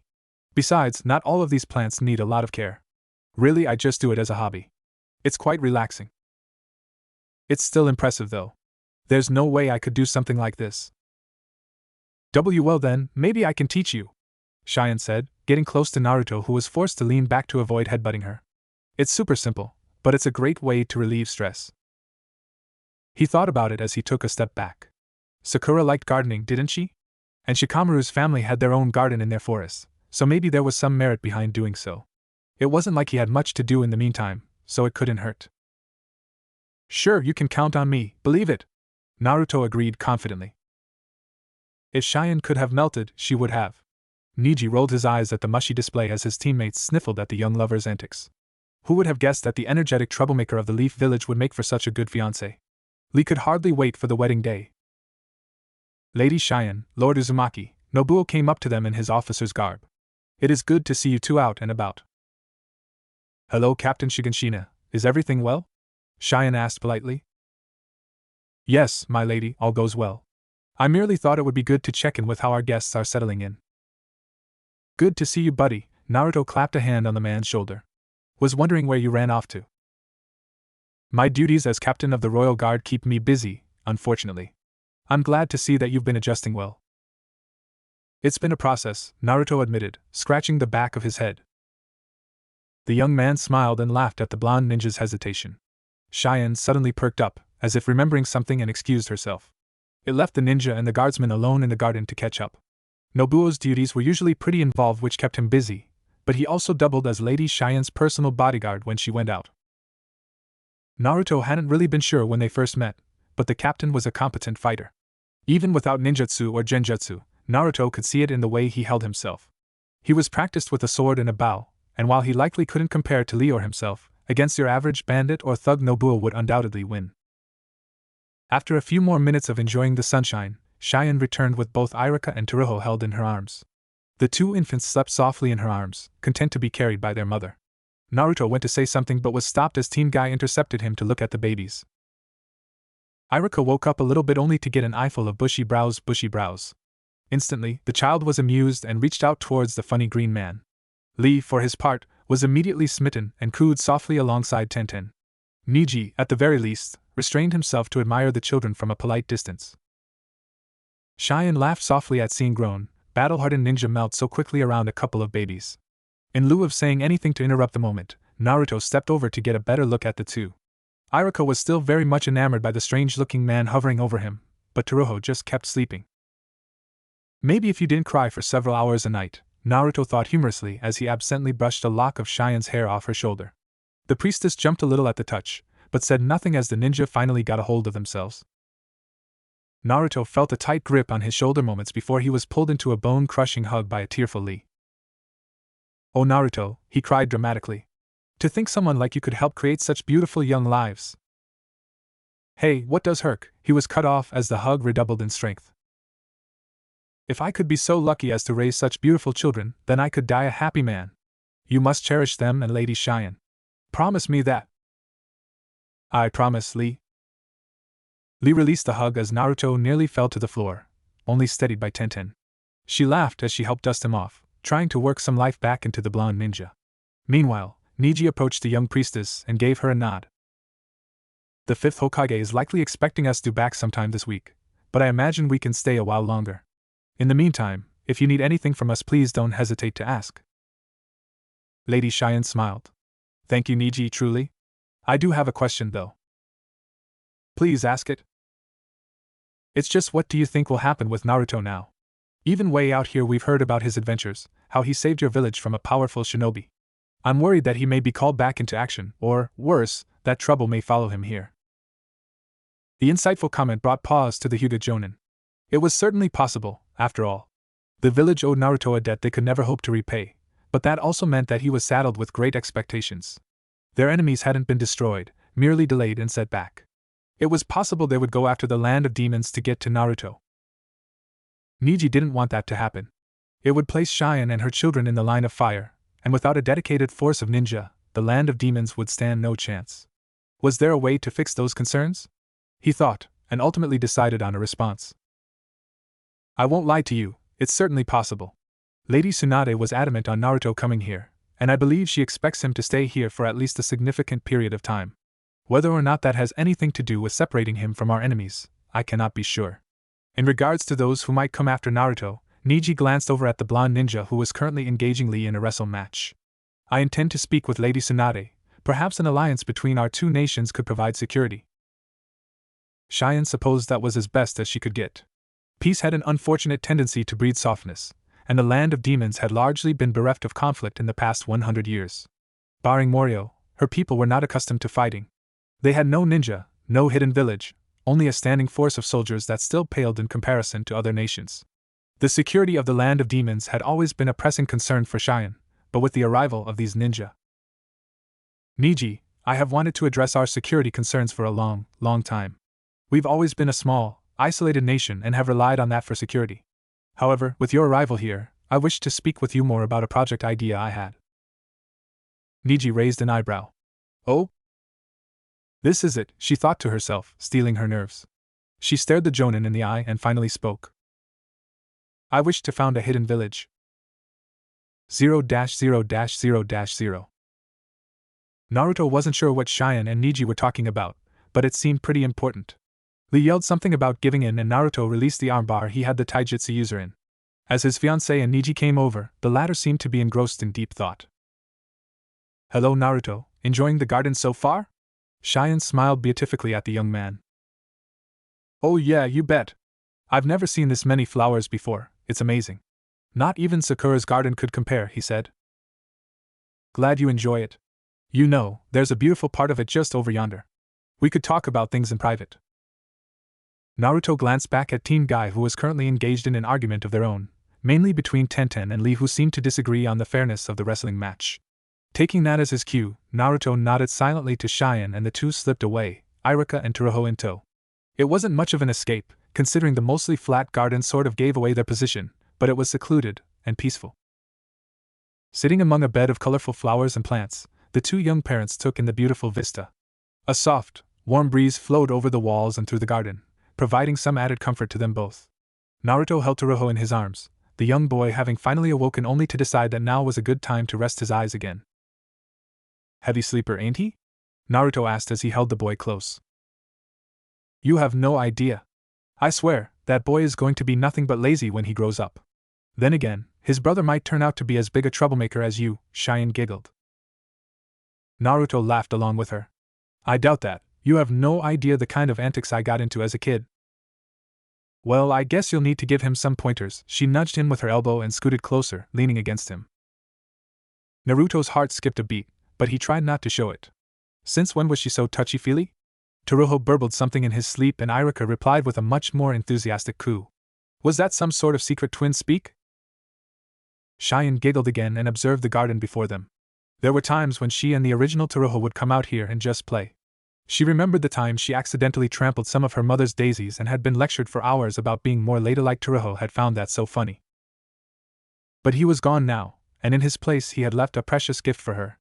The chance to live, to grow, to have children. Everything she had wanted growing up. And now she was here, her child in her arms and the man she loved sitting next to her. Guess you always did look out for me, Tsuruho. The thought was bittersweet, as were the memories. Everything okay, Shion?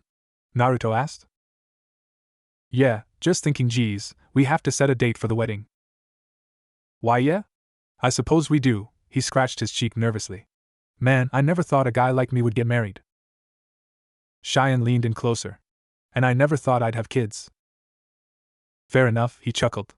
Fair enough. The two descended into a comfortable silence. Idly, Naruto rubbed his son's head and let the kids sleep. He wondered what they would be like when they grew up. Should he be saving for their education? Wait, did he even have to pay for education? Shion was technically in charge of, well, everything, so maybe they could get a free ride. That didn't sound fair, but it sounded agreeable. He shook the thought from his mind. No way was he going to accept free handouts. He was a Leaf Village ninja, and no one from the Leaf Village cut corners. Except maybe Shikamaru. I guess I'll need to send invites too, Naruto realized aloud. Man, my friends are going to have so many questions. You're telling me. You should have seen the chief handmaiden when I told her the father of my kids had left months ago, she said in an amused tone of voice. Another stab of guilt that made him choke lanced through his chest. Sorry. Nah, it's not like you could have known. I didn't even know until weeks later. By then, well, everything sort of got in the way. Her words didn't completely quell the shame he had, but they helped. There seemed to be something on her mind though, a topic she was dancing around. He didn't want her to feel like she couldn't talk to him, but bringing it up felt too blunt. He had often been accused of not seeing the forest for the trees by Sakura, whatever that meant. Iruka pawed at his own red hair curiously, playing with it like it was the most amusing thing ever. Teruho woke up for a moment to observe his twin's actions, and then let out a small, indignant huff. Naruto nearly burst out laughing at his son's suddenly mature mannerisms, but held it in to avoid disturbing the quiet atmosphere. Yup, definitely a pair of Uzumakis. Naruto thought that they would probably have a killer comedy routine when they grew up. Shion observed the way he humored the two babies, wiggling his fingers at them. With a smile, she shut her eyes and enjoyed the warmth of the day. Hey Naruto, I wanted to propose something, Shion began. It's not even a full idea yet, but I've been giving it some thought. The land of demons isn't especially powerful, but we've never had a need for ninja or, actually, any ninja at all. You'd be the first permanent mainstay. Okay, he followed along so far. She sat up a bit. We need to talk about it a bit more, but how do you feel about training some ninja of our own? I've always thought that the lack of shinobi has really prevented us from having any staying power on the world stage. He didn't really know what that meant, but he nodded like he did. He understood that she wanted to train some ninja, at least. It would be a long time before we had anything as close as a hidden village, but you're a powerful ninja, so maybe you'd like to train the next generation of Onigekure's ninja? Onigekure? He asked in surprise. Shion blushed slightly. Just a working title, it means village hidden among demons because, you know, it's sorta how all the other hidden villages work. He gave it some thought. His knee-jerk reaction was to say yes, because that sounded amazing. But he had never been the bookish type, and his algebra, science, and history scores in Ninja Academy proved that. He wasn't sure how good of a father he was, let alone how good of a trainer he'd be. But then again, she had a point. An entire country without ninja felt so foreign to him. How could they expect to repel rogue shinobi, bandit hordes, or even just enemy excursions? In a straight fight, a single trained ninja could effortlessly defeat 20 or more armed soldiers. Without bragging, Naruto knew he was strong. Very strong. But he was only one man, and when Team Guy left he'd be the only ninja in the entire land. It was a tricky situation to be in, and he understood why Shion brought it up. He thought about it a bit more, looking out towards the boundless blue sky above. He could probably get Iruka to loan him some teaching scrolls, and he could maybe test the idea on a smaller class to begin with. However, that also required volunteers who were young to be trained. Many, if not all shinobi, began their training from a young age. It was necessary to encourage and train those skills, to hammer them into a young mind. Not to mention the physical training. If he talked to Grandma Tsunade, would she lend him some help? Naruto's head spun with 1,000 more questions, dragging him away from what Shion was saying. Oi Naruto, she pinched his ear to get him to snap out of it. Are you listening? Ow. Come on, Shion, I was thinking about it. You can't just drop that on me and expect me not to give it some thought, he rubbed his sore ear. Yes, sorry. I thought you were having some kind flashback. She didn't sound very sorry to him, but he let it go with a brief mutter of indignation. What do you think? It's not impossible. We need to get the right materials, and I would probably want to get some advice from my old teachers back in Konoha, but it could be done. We need a class to begin with though, children who are willing to go through the sort of rigorous training necessary to make it as a shinobi. Do you think that they could make it? He shrugged. I did, my friends did, and dozens more children do in every single village. I see no reason why the land of demons or Ashia would be any different. Shion perked up brightly. If he thought it could be done, then it was worth a shot. When she had brought it up before, she hadn't had the willpower or experience to really know what she was talking about. Her advisors and commanders had dismissed the idea out of pocket. But now, she had someone who knew what they were talking about. She clasped her hands in his. Then let's do our best. Why, yeah. We can do it, and I'll be the best teacher this country has ever seen. Believe it. Internally, Naruto was not so confident. I need to talk to Iruka-sensei and Kakashi-sensei about what to do. They'll have some advice for me. If Gaara could go from village weapon to Kazekage in a couple months, Naruto could go from hyperactive ninja to awesome ninja trainer in no time flat. Hopefully. Iruka and Tsuruho cried out energetically, their hands reaching towards the sky. Well, at least they're on board. Like I told Lady Shion, it's not a baseless idea, Niji said as they ate dinner together. After a long day of taking care of his children and talking with Shion, Naruto could say he was dead tired. I wouldn't know the first thing about starting up a hidden village, but presuming you had the blessing of the country's leader, it should be easy. But all towns and villages require infrastructure, and getting that set up is much easier said than done, Lee added. Naruto set down his bowl and thought about what his friends were saying. In the end, it wholly depended on Shion's vision. Making a village from scratch was incredibly difficult, and a prospect that he was entirely unsuited for. He could teach someone how to throw a shuriken, how to focus their chakra, and perform hand signs, but he was lost in regards to actually running a village. All of a sudden, an idea came to if they didn't need to make their own village? Ashia was already an established city with space in and around it. Its affairs were already being handled by the standing government, and with his fiancée being the priestess of the land of demons, he could rely on her to handle that part. What if the village was placed inside Ashia? Naruto offered up his idea. The three shinobi gave that some further thought. With Shion attending to some last-minute affairs and both Iruka and Tsuruho laid down for a nap, it gave them some time to speak among themselves. Despite being practiced ninja, the four of them were in the dark when it came to large concerns like this. Maybe we're thinking too big from the get-go. Before you and Shion invest all that time and money into making a village, I would actually try to set up a class first, Tenten countered. Niji and Lee nodded along with her reasoning, and Naruto had to admit that she had a point. Perhaps they were getting ahead of themselves. It would be better to gauge the interest of the people, to see if they got volunteers to become ninjas, and see how Naruto fared as a teacher. He wasn't an idiot, but knowing how to do something and being able to explain it in an understandable way was much, much different. How would he be able to accurately teach someone the correct way to gauge the angle, speed, and force with which to throw a kunai when all that came so naturally to him? He'd had years to hone his skills and perfect his use of chakra, and he'd gotten very good at it. The children he would be teaching, however, probably didn't even know what chakra was. He'd have to teach them the fundamentals all over again when those days were long behind him. No, if he wanted to do this right he needed advice. I'm thinking that we send a message to the Leaf Village and Grandma Tsunade to get her thoughts on the matter. With any luck, we might be able to work out a deal where the Land of Demons allies with the Land of Fire in exchange for proper teachers, Naruto said, his hands clasped in front of him. That sounds like an excellent idea, Naruto. We'll need to ship back out in the next day or so we can relay that message, Niji added. That would probably be our best bet. The door behind them opened and Shion emerged, still dressed in her day-to-day clothes and stretching her arm.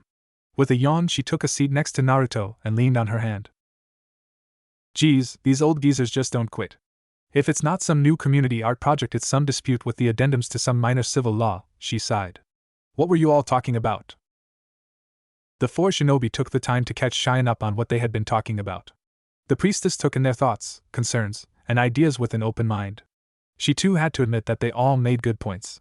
As a leader, who she allied her people with was a big deal. Simply being friendly with one country might alienate relations with another or worse. However, the Leaf Village was a fair distance away and pretty removed from the politics of the local region. Not to mention the fact that they would make for a strong ally, even without considering the aid they could lend her country. I think that might be for the best. You're right in that it doesn't make sense to invest so much when we don't even know if it'll get off the ground. I'll get our information department to spread the word around the land, and hopefully we'll be able to get volunteers for the program. Naruto, how confident do you feel you could handle teaching a class? She asked him, her voice measured and professional. Naruto was impressed with the maturity she showed, having grown used to her acting more relaxed in front of him. I think I could probably handle it. If I could get some training scrolls and notes from my old teachers I'm certain I could do it. Most of a ninja's training in the beginning is physical conditioning, learning basic jutsus, and getting a handle on techniques. You would know more than I, but I've also given this affair some thought. After some time to ruminate, I would ask that one of you stay behind to aid Naruto in this endeavor, Shion spoke, shocking all of them. You mean stay behind to help teach the first class? Lee clarified. Shion nodded. Even I can understand that it wouldn't be good if Naruto was forced to teach every single student on his own. Having at least one other qualified ninja to help him would keep things balanced. The three members of Team Guy looked at each other. With all this talk of alliances, it wouldn't hurt to leave an impartial emissary behind. Moreover, it would be a great first step towards convincing the village elders and the fifth Hokage to accept the idea. However, it would also mean leaving behind a member of their team, not to mention it would be one less ninja to defend the village. In a time of instability such as this, would Tsunade really agree to it? I'm not necessarily opposed to it. I don't want to make promises, but as a jonin I am afforded some leeway when it comes to decisions such as this. I think it would be fine for us to leave a member behind, but I will say that at any moment Lady Tsunade might ask them to return, Niji said, staring down Shion and waiting for her reaction. Shion, for her part, was relaxed. It was good that they were receptive, and she would take what she could get. Without a doubt she'd need to meet with this Tsunade person to work something more detailed out. But now the question remained, who would stay behind? I think Tenten should stay behind. Everyone turned to the voice and were surprised to find that Naruto had spoken up. Niji regarded him curiously, willing to hear him out. At their stares, the blonde ninja continued a bit hesitantly. Niji is a jonin and an important member of the Hyuga clan. Even I can probably guess that they would need him back home. Lee, you're an incredible taijutsu expert and one of our most powerful ninja, but I can handle things in regards to that. Tenten, on the other hand, is a weapons specialist and can teach the students the basics of shuriken jutsu and weapon handling, Naruto said with surprising insight. The others were surprised to see the Leaf Village's class clown and former troublemaker speak so sagely. In the confines of the dining hall, devoid of any other servant or guard, silence reigned for a few moments as both Niji and Shion considered the logic. Without speaking it aloud, pragmatically Tenten was the weakest member of Team Guy. That was not a black mark against her though. Her talent with weaponry and her aim was the best in the village. There were few, if any, who could match her in a proper sword fight or in a contest of accuracy. Eventually Niji spoke up. I think that makes sense, if Tenten isn't against it. Suddenly put on the spot, Tenten jumped a bit and scrambled to find the right words. She was flattered, if anything, but also unsure. She'd need to spend a lot of time over here, which meant not seeing her parents or friends for a while.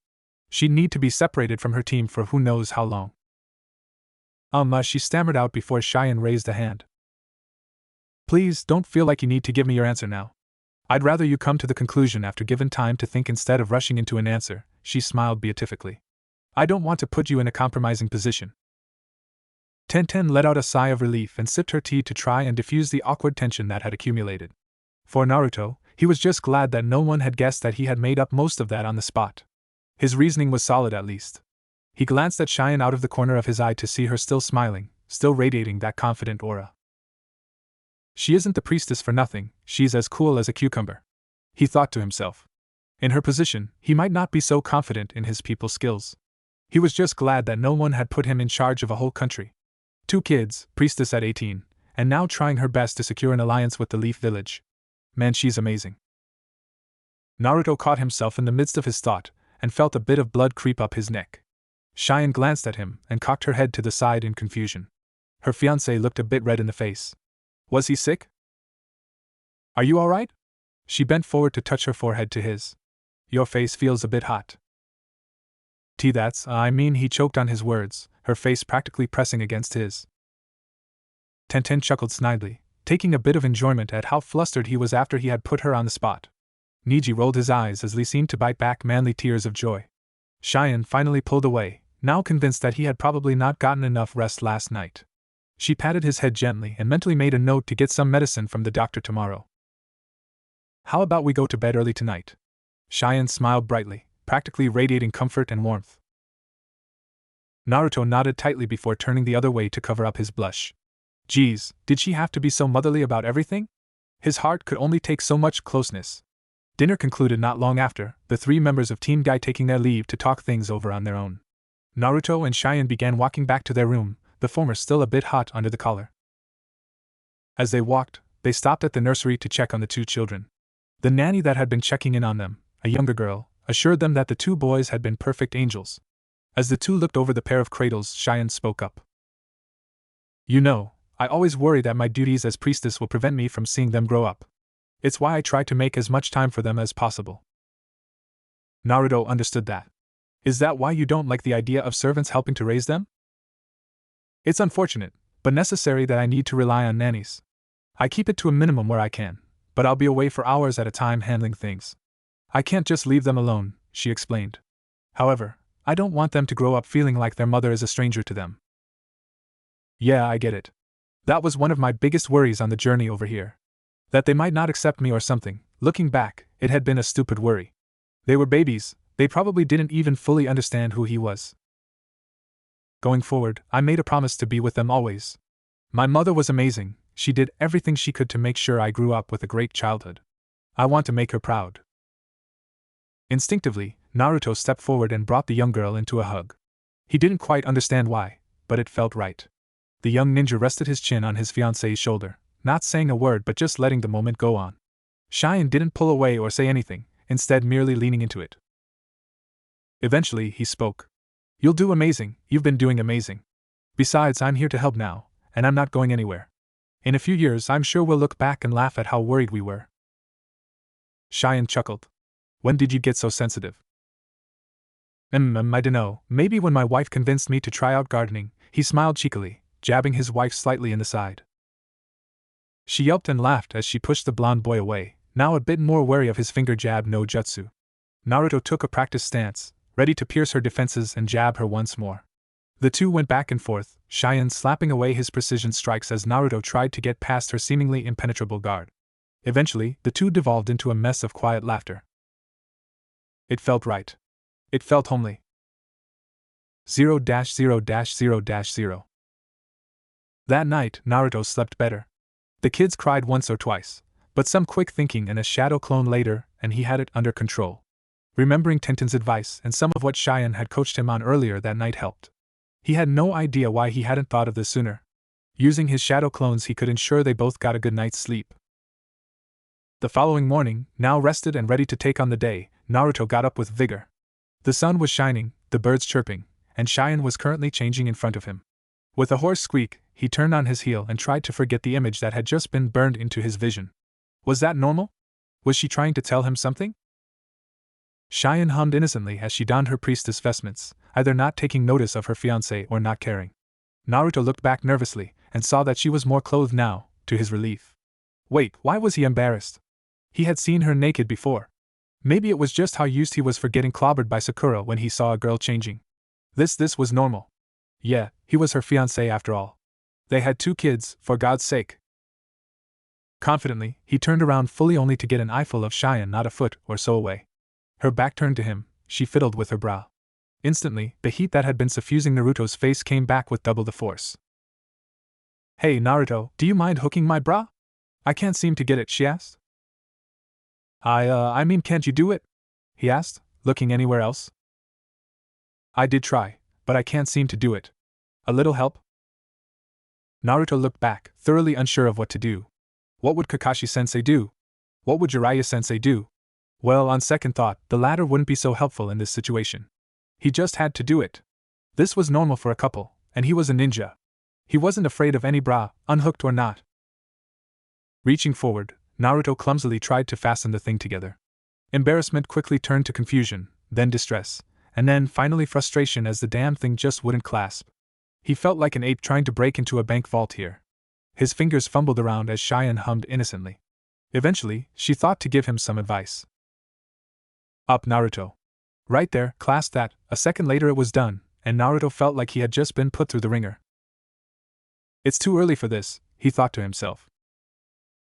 Thank you, Shion chimed, donning the rest of her clothes. I should check in with the others to see what they decided to do. Bushy Brow is probably already up and at M and I don't need to get roped into another hug, Naruto said, his fiancée chuckling. Will you be alright for a bit? Of course, it's not like anything is going to happen in the center of my palace. Please don't tempt fate like that. They both shared a laugh as Naruto's blush finally began to recede. He headed for the door and opened it, only pausing as Shion spoke once more. Oh, and Naruto, he turned to her, only to see the coy smile that had spread over her face. Thanks for hooking my brow. Why, you were messing with me. he cried out as she ducked beneath his arm and ran out the door. You minx! Anything to see my hero blush like that again, she yelled back as she disappeared down the hallway. She's going to kill me, Naruto thought, but couldn't fight the smile that spread over his face as well. True to his thoughts, Lee was already training in the courtyard. The hot-blooded shinobi was currently balancing a rock on his foot as he walked around on his hands. Niji and Tenten stood to the side, observing their borderline masochistic friend. Naruto walked over to them, receiving a small nod from the former. We make for the Leaf Village today, Niji began, not looking at Naruto.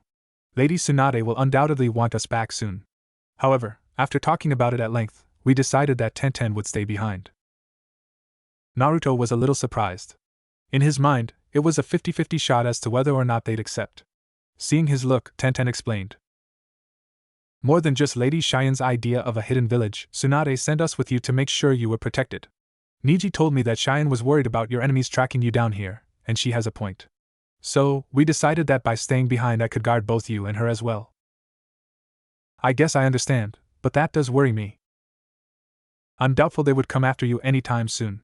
With their recent losses and Lady Tsunade actively trying to hunt them down, not to mention the other nations, they'll have their hands full for a while, Niji added. And training a new generation of shinobi would be a valuable experience for someone looking to become a jonin.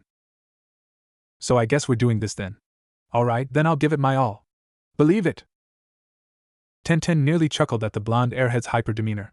Truth be told, she was a bit worried. Both for herself, her team, and her village.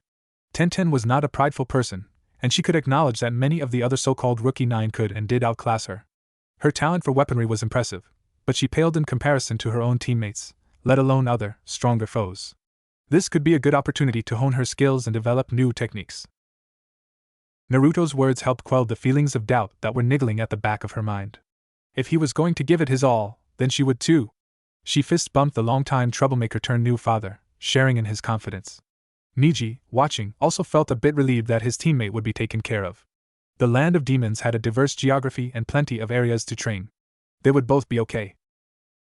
The four of them spoke more about their plans, and Niji promised to relay Naruto's request for training scrolls and advice to the teachers at the academy. There would almost certainly be more talks in the future, but for now it was the best they could do. The ninja stood at the gates of Ashia, sharing goodbyes before their final departure. Oh Naruto, throughout this journey I have seen you mature so much. It is enough to make a youthful man such as me cry. Lee sobbed. It's only been about a week or so, Lee. So long. Niji ignored his teammate and addressed Tenten. Take care of yourself. I hate leaving you alone with that one, but something tells me you'll figure it out. Please, I was trained by the guy-sensei. I can handle a loud mouth and a couple of kids, she smiled. We'll see each other again soon, no doubt. Until then, take care of them. I'm trusting you on this mission. You can leave it to me, Niji. With that, the Hyuga turned back to Naruto, who was currently wiping Lee's snot off his jacket as the man hugged him. With a roll of his eyes, he stepped forward and regarded the boy more carefully. It was said nothing was invisible to the Byakugan, but it was plain to see the emotions in Naruto's eyes. A bit of melancholy, happiness, uncertainty, doubt, but also that ever-present confidence and energy that seemed to be infectious. No doubt he would be okay, Niji was sure. As much as he still seemed like that overeager brat he had been at the Chunin exams, Lee was right, he had grown. Perhaps this whole unexpected child thing would prove to be a boon rather than a curse. Only time would tell. With these affairs in order, I suspect we'll be seeing you two in the Leaf Village sometime soon. Lady Tsunade will almost certainly want to speak with Lady Shion about her plans. After a moment, he added. And she will likely wish to see Irika and Teruho. No doubt. Hopefully she doesn't pass on her bad habits to them, Naruto said with a smile. Take care, Niji. Keep an eye on things for me. I will, you can count on me. Until next we meet, Naruto. Lee gave another impassioned goodbye and group hug to both of his friends before following behind his team leader. Tenten and Naruto watched them walk down the road, slowly disappearing into the forests ahead. With her teammates gone, she hoped that she wouldn't feel too lonely. A hand came down softly on her shoulder, and she turned to see Naruto with a determined grin on his face. Let's get back, Naruto, she nearly laughed. At the very least he was still the same in some ways. The two of them walked back to the palace together, taking in the sights. Ashia was indeed smaller than the Leaf Village had been when they were young, but there was something natural to it. As if every part of it just clicked, and there was no friction between the people here. Citizens and travelers waved their hellos and shop owners hawked their goods at them. It was a far cry to the air of stigma and hate that had infested Naruto's own childhood. Back then, he hadn't even understood why so many people despised him. It was different now, but for the longest time it had been an uphill climb. At least his kids wouldn't need to worry about that. He'd make sure of it. Ooh, check it out, Naruto, a dango shop. Tenten pointed. Wanna stop there for a bit? Sure. Truth be told, he was a bit hungry. The two were sat down and served promptly. The little shop was off the beaten path a bit, but it seemed popular. Caterers sat down and talked among themselves, sharing details about their day and their plans. It was all very normal, mundanely so. It was a nice change from the thinly veiled tension in the Leaf Village at least. So, do you think you're ready to be a teacher? Be honest, Tenten asked her new partner. Well, I sure hope so, he laughed and rubbed the back of his head. I wasn't the greatest student, but I taught Konohamaru everything he knows, so I can't be that bad. Speaking of, do you think you'll pass down those techniques of yours? That caused Naruto to pause. Tenten continued nevertheless. I mean, the Rasengan and the Shadow Clone Jutsu are your specialty. Do you think the kids would be able to learn them? I don't know. The Shadow Clone Jutsu places an enormous strain on one's chakra reserves and can lead to death. I don't think I want to try and make kids do it. The Rasengan. Well, that required immense chakra control. Even he hadn't been able to fully master until after days and nights of training on top of being taught by Jiraiya himself. However, it was also a technique that had been passed down again and again. From Jiraiya to his father, and then to him. Maybe it wouldn't be such a bad thing to try and offer his students. But that would only be for much later. A technique of that strength required not only the ability to do properly, but the character to use it properly. He wasn't about to hand out the Rasengan to just anyone. It was food for thought, at least. We'll see, he said, finishing his earlier thought. Let's see if they can master the basics first. She nodded as their food came. The two ate, and conversed a bit more on mundane things. How the kids were doing. Tenten was particularly impressed and envious of his shadow clone trick and his plans going forward. As far as he could tell, he wasn't a regent of any kind and didn't hold a lot of political power. Then again, he had only been here for about a week. Maybe that would change in time. I was wondering where you had gotten off to, a voice cut in. They both turned to see Shion there, flanked on either side by her guards.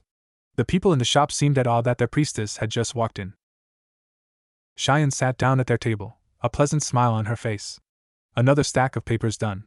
I'm pretty much scot-free for the rest of the day. Or at least, until Advisor Tenma finds me again.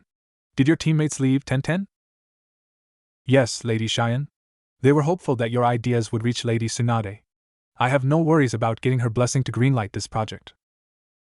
Excellent, she clapped her hands together. As thanks for your hard work, how about I treat you too? A girl after my own heart, Naruto leaned forward on his hand, drawing a smile from Shion. Don't get comfy, Mr. Uzumaki. I'm a woman of many secrets. I could be manipulating you. If you are, it's working. Tenten nearly gagged as the two flirted sappily in front of her. The two lovebirds kept speaking, occasionally drawing her into the conversation. Before long, it had devolved into the three of them sharing embarrassing stories from their village. And then the old man, he looks at me, and says if you paint one more line, Naruto, that's 2 weeks detention. Naruto was nearly in tears as he recounted the first time the fourth Hokage caught him painting the village faces. Oh no! Shion gasped, trying to stifle her laugh. What did you do? Naruto paused, before speaking. I dumped the whole bucket over the face. The three roared with laughter, the shop still plenty lively around them. The sun had begun to set, casting the city in warm orange hues, the sky a soft purple that stretched as far as the eye could see. The three of them finished their stories and exited the shop, thanking the owner and promising to return. The man, his shop now twice as popular with the local townsfolk, eagerly nodded with a smile. The walk back to the palace was quiet and unhurried. Shion had checked on the kids before leaving and assured Naruto they were perfectly well. Even so, Naruto wanted to see them again today and spend some time with his boys. It wouldn't be too long before they thought their dad wasn't hip or cool enough to hang with. He had to get in his quality time where he could. Shion explained that things in regards to the Hidden Village project were getting underway. The message would be sent out to every village in the Land of Demons, offering instructions and details to those curious. The White Lily Palace was calm as they returned.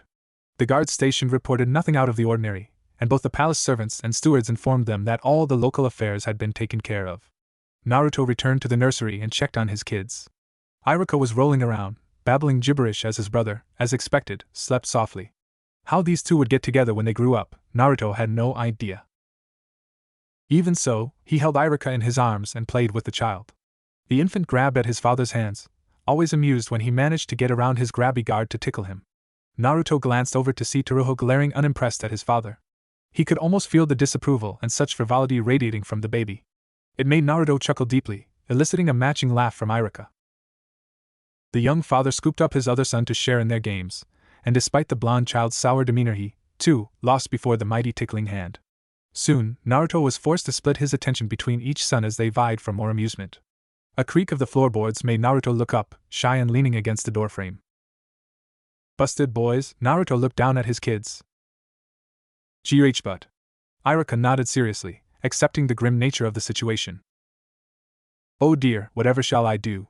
The father of my children is spending time with his kids. Oh how a mother laments moments like this, Shion sighed dramatically, coming over to next to him. Whatever am I to do? I'm afraid the only option is to give in. So it is, she leaned over, giving him a soft kiss on the lips. Despite his initial surprise, he didn't pull away. It wasn't so heavy as making out, but it felt natural. Right. Tsuruho burbled something indignant at having been forced to see his parents be lovey-dovey of all things, and right in front of him no less. Give any thought to the wedding? She asked him as they broke off the kiss. I did, and I think I know how we can kill two birds with one stone. Oh, go on, mighty hero, she said coyly. Lightly, he flicked her forehead. Cute. I'm thinking we have the wedding in the Leaf Village. It would give us time to talk to Grandma Tsunade and for you to meet all the cool people I know. Shion gave it some thought before nodding enthusiastically. She had never been able to travel too much due to her responsibilities, and she was curious about her husband's hometown. And you know, I need to grab my stuff from my apartment. The comment came out of nowhere, so much so that Shion snorted, which quickly turned into a laugh, which then devolved into a fit. The young couple, in the privacy of a nursery, their kids in their arms, laughed like a couple of hopeless drunks. They laughed and laughed until they were sure the guards at the wall could hear. It was another week before Naruto heard anything from Granny Tsunade.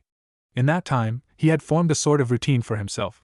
The initial awkwardness and anxiety between him and Shion had lessened considerably, and the two settled into a sort of easy rhythm. With his shadow clones, he was able to keep an eye on Iruka and Tsuruho without sacrificing time he could spend working. And what a blessing that was considering all the preparations that had to be made for the inaugural class of Onigakure. Shion had given him and Tenten an unused space on the western of the city where the Great Wall met a craggy path of small hills. It was discreet, away from civilians, and provided plenty of room to train. From there it had been a simple matter of setting up training dummies, obstacle courses, and other things. The local guard had been kind enough to supply some manpower and equipment to make it better, which Naruto was thankful for. It's turning out well, Tenten observed as she returned with a jug full of water. Guess all that hard work is paying off. She offered the water to him, and he accepted. His orange jacket laid off to the side, cast away before the blazing heat of the early summer sun. You're telling me. Feels like we haven't had a moment to rest since we began. What can you do? We're not exactly planting daisies. Naruto laughed at that, remembering his abysmal attempt at helping Shion garden. He watched some of the soldiers finish drilling or moving boxes of equipment. As the two shinobi took a break, Naruto heard a voice call out to them. Lord Uzumaki, sir, a regimented, deep voice called out. They both turned to see Sergeant Mizuno striding towards them. The grizzled drill sergeant had come at recommendation from Nobuo, who thought that having only two teachers would be hard, even for practiced ninja. In the time they had known each other, Naruto found the man driven if a bit intimidating. Guess that's by design though, he thought to himself as he stood. Mizuno, good to see you. The man stopped a few paces away and saluted. Sir, we've finished preparation for the target range and the level C training course. By this time next month, we'll have permanent fixtures for the new recruits to be housed in. At ease, Mizuno. You don't have to be all formal with me, Naruto chuckled. Thank you and your men for all the hard work. It'll pay off when we get our recruits, I'm sure, sir. Right you are. We're just waiting on them to show up and Grandma Tsunade's response to the message we sent. If we can bum some scrolls off the old hag, then all the better. Naruto, Tenten said aggrieved. Can't you at least call her Lady Hokage? It's fine. For now though, Sergeant, do you mind sending your men to check the northern trails? I figured they'd be good for a pack run once the kids are at that level. Sir. The man saluted before turning on his heel and walking back towards the work site. That guy needs to get laid. Naruto. Naruto laughed devilishly as he darted under his companion's threatening attempt to grab him. The two carried on like that for a few minutes longer, Naruto deftly avoiding the stinging strike of her palm while she did her best to swat him like an annoying housefly. They were only interrupted as a soldier ran up the path back to the city proper and addressed them. Sirs, we've received messenger birds from the Hidden Leaf Village. Captain Shiganshina believes them to be a response to your requests. The young man saluted starkly. He asks that you return ASAP. Sweet. We're there. Naruto cried happily. Let's go 10-10. Wait, Naruto. Before she could say anything else, he was already gone, racing down the hilly path towards the palace. 10-10 followed close behind as best she was able, but the blonde idiot just didn't seem to have a patient bone in his body. The two arrived at the rookery and found a small flock of birds being tended to, each one carrying a small pack with the Leaf Village crest on it. Nobuo was already there, giving orders to the men when he saw them come in. Lord Uzumaki, Madam 10-10, good to see you too. These birds arrived just half an hour ago. We've been able to relieve them of their contents, mostly notes and scrolls. However, this letter was addressed to you personally. He handed a sealed and stamped envelope to Naruto. He opened, pleasantly surprised to find that it was from Grandma Tsunade. Dear brat. Hope things are getting along well over there. Miji and Lee both reported good tidings, which makes me relieved. Things in the village are going well, and after talking it over with the geezers, we agreed to try out your idea. What we sent isn't quite everything, but it will be enough to get your idea off the ground. Iruka himself was adamant on including a parcel of his own, which I'm sure has arrived with this message. On another topic, I won't lie and say we aren't curious as to what your kids are like. Somehow word got out among the rookies and it raised a whole tizzy. If I were you, I'd bring those ankle biters back so the rest of these grown men and women can coo over them. Me included. More seriously, I hope you're okay. I hope Shion and the kids are okay. Take care of yourself, and take care of them. When you return, I want to give you a present. Until then. Yours truly. The fifth Hokage. Naruto didn't realize until he put the note down that his eyes had gotten a little misty. He'd be sure to return so he could tease everyone about how un-ninja-like they were. Seriously, getting excited over a couple of babies, weren't they supposed to be shinobi? Naruto wiped his eyes with a small smile before pocketing the note. True to Tsunade's words, the birds held an assortment of notes, test questions, training techniques, and pointers on the basics of being a ninja. It was enough to get started at least, and that was all Naruto needed. He and Tenten sorted out the scrolls until they both had a better idea of what they were working with. With this, they could form the curriculum and begin setting benchmarkers to test their new students on. It's all coming together. By this time next year we'll have this down, believe it! Naruto cried as they both walked back to the palace. Yeah, I gotta admit I wasn't sure if Lady Tsunade was going to go for it. Or rather, if those cranky old advisors would, Tenten said nonchalantly. Still though, can't complain. All we have to do now is wait and see. Oh, hey guys, the two of them stopped as they heard a voice call out to them. Shion, flanked by a guard on either side, walked down the hall to meet with them. Coming back from setting up the training grounds? Even better, we got the response from Granny. We've got her support, and she sent us a bunch of learning material too. This way we'll be ready for anything when it comes to training our new recruits. Shion clapped her hands together. That's wonderful. I knew it would work out. According to the local administrators, we managed to get a handful of interested folks from around the country. I sent a small contingent of guardsmen to gather them up and bring them back. Awesome, this is going to go great. Believe it!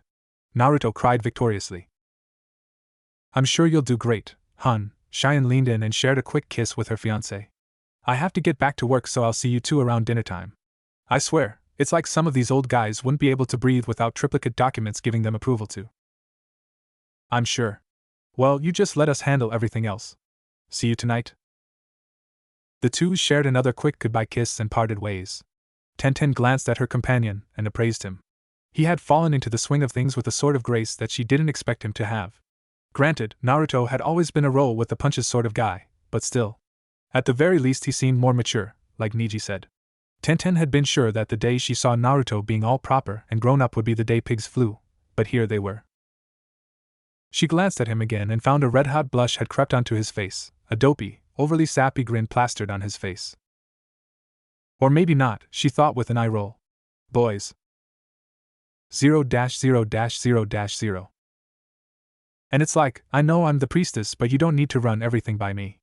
I don't know about town zoning laws, so how I can be expected to sign off on opening a new mine so close to Kuroyuri? Shion's complaints were muffled somewhat as she spoke into Naruto's chest. The two had retired back to their room after dinner. As he had come to realize, Shion hadn't really been able to vent about the more stressful aspects of her job in a while. It had become a nightly ritual for him to listen to her get her anger out. The young priestess laid across the bed, her head nestled on his stomach as he read the contents of one of the teaching manuals he was gifted. He hummed in agreement either way. Seems like passing the buck to me. Like they don't want to make the decision. Yeah, she rolled over to look up at him. Old people, right? He glanced down with mock surprise. Are we not considered old? Shion laughed and flicked his forward, rolling onto his side to lay down next to him. Maybe you with all those gray hairs, but I'm going to be young forever. Ouch, no immortality for your husband? Shion laughed again and relaxed, now out of her vestments and into something more comfortable. Formality was key, and the land of demons' style of dress was somewhat odd. A mix of old-fashioned and pseudo-formal. She'd been trying to convince him to ditch the bright orange jumpsuit in exchange for some of the land's best fashion trends. Thus far, he'd put up a good fight against doing so, but it was hard rotating 2 sets of identical clothes every couple days. It was just a matter of time before she put him into one of those odd dress shirts she seemed to like so much. Did you check on the kids today? He asked her idly. Yup, Tsuruho was still asleep. As usual. And Irika was trying to crawl out of his cage. I swear, the kid's a monkey. A really cute, perfect red-headed monkey, she sighed. He just about gave me a damn heart attack. Luckily, he's got low battery power like his brother. I'll check up on them tonight to make sure they're okay. He would never admit it to her face, but being able to make shadow clones so he could spend time with his kids was a major plus. Maybe he should teach her to do it as well? He chewed on that thought for a moment before filing it away. If he did want to do that, he'd need to coach Shion on it personally. It was a technique that required a large amount of chakra, and he didn't want her to risk her life. What ya thinking about? She poked the side of his face. Oh, you know, how amazing I am, he said, earning a flick to the temple. All right. Just thinking about random stuff. Wondering if I should train you to use chakra. Why? I dunno, guess it wouldn't hurt. But you're pretty busy, and it would be a lot of training. More of an errant thought. Shion leaned back. Maybe, when I have more time. You could give me private lessons. The emphasis she put on private had him looking over. He found his fiancée laying there, a coy grin on her face. She leaned in for a kiss which he reciprocated, and soon one thing led to another. Time passed, and the couple laid in bed together. If he hadn't been tired before, he had a feeling he'd get to sleep easily now. Shion herself was nearly there, her breathing soft and even. He heard her mumble something, half awake. I've been thinking. I'll need to pass down the title of priestess someday. I want to make sure that there's someone to take up the mantle. He followed her line of thinking. You want a daughter? She leaned back into him more, sighing pleasantly as he wrapped his arms around. For a moment she said nothing, and he thought she might have gone to sleep again. However, just as he was about to try and get some shut-eye himself, she spoke. Not now. When we're in a more comfortable spot. When things are a bit slower. You have your work, I have mine. I want the boys to grow up a bit. Me too, Shion. He leaned in and gave her a kiss on the back of her head. Go to sleep, we can talk more tomorrow. She mumbled something incoherent in response, and he knew he had lost her to the clutches of sleep. He followed not long after, drifting away into a warm, peaceful slumber. That night, he dreamt of his village. He dreamed of him being with his parents again. Them going to the park together, waking him up in the morning, laughing and spending time with him. Things he never had. But he did now. 0-0-0-0. The weekend came quicker than he thought, and with it the new recruits. He, Tenten, and Sergeant Mizuno stood at prompt attention upon a temporary wooden stage.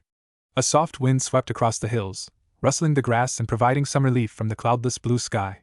From their vantage, one could see almost the entirety of the city. To the west lay the massive wall that protected the city, and further north was the path towards the mountain ranges. Mizuno had assured them both that the trails would be fine, and that further up the paths were areas perfect for wilderness survival training. There's less than I thought, and Naruto wasn't sure if that was a blessing or a curse. The kids who stood before them numbered 18 in all, their ages ranging from what appeared to be 7 at the youngest to the oldest at 11. Hardly fair, but they had to take what they could get. The fact that they had come at all was heartening at least, but the butterflies in his stomach were wreaking havoc on his anxiety. He could do this, he was a ninja and he had faced down harder prospects than this. He just needed to find his stride. He cleared his throat to get their attention. Hello, and good afternoon. My name is Naruto Uzumaki, and to my left and right are my fellow instructors, Sergeant Mizuno and Tenten. We will be your trainers and mentors as you become the first shinobi to grace the land of demons. All of you have taken a bold first step to becoming ninja, and for that you should be proud. However, things will only get harder from here. As the first class, you must set an example to all who come after you. The proclamation caused a stir among them, as hushed whispers and nervous looks were passed around between them. Luckily, Mizuno stepped in before it could reach a fervor. Silence!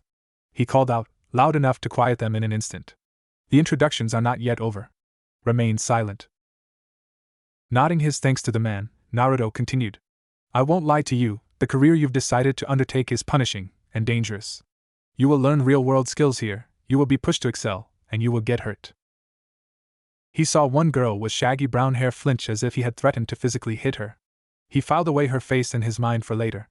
As callous as it sounded, if they couldn't even handle a speech without losing their nerve, they were not cut out to be ninja. Still, he could see the resolve in others. A trio of identical boys in matching dress shirts, slacks, and suspenders faced ahead almost proudly. An older girl in a high-waisted skirt and rolled-up sleeves seemed to take his words as a challenge, smirking all the while. Yes, there was some spirit here. Instructor Tenten will explain how things will go from here on out. He splayed a hand to her and stepped back. Your training will not be focused at a grade level like other academies, rather we will be performance-based. Before you are made genin, the lowest rank of ninja, you must pass the D, C, B, and A levels in that order. When we believe your class to be ready, you will be given the chance to attempt the courses or mock missions to move to the next rank. Some of you will mature faster than others, that is just a given. However, we are committed to your success. If you do not pass a level on the first try, we will give you the training you need to pass it the next time. Performance evaluations will test various things, including your technique, physical aptitude, mental aptitude, and chakra control. Once you have completed the A level, you will officially be considered genin. A hand was raised, and Tenten paused. She glanced at Naruto, who just gave a shallow nod. The weapon kunoichi pointed towards the hand, and a young boy in thick-rimmed glasses spoke up. Does that mean we won't all graduate together? It does, Mizuno interjected. However, if all goes well, we expect all of you to be at the level necessary to complete the evaluation when we decide to give it. Until then, it will take as much time as it has to. Right. However, those who are unable or unwilling to improve will be dropped. If it becomes clear that this is not the career for you, we will send you back home, Naruto finished. Your instructors and I would rather see you alive in a safe career than dead because you wanted to play ninja. The words were harsh, but necessary. Life as a ninja was often violent, and it could be cut short at a moment's notice. If these kids were serious about being shinobi, they deserved the unmitigated truth. There was no one to sugarcoat things on the battlefield, and they would be expected to fight. That meant weeding out the ones who were unfit to serve as ninja. The performance evaluations had been a compromise of different ideas to make up for the lack of existing structure that a bigger village had. The training would be more ad hoc, based in the real world instead of a classroom. We will begin today by splitting you up into 3 companies to test your current abilities. This will give us a benchmark and allow us to tailor our plans going forward. The following people will be with Instructor Tenten, now Aoyama, Yuma Shiraku. Mizuno listed off the names and the kids began to break away.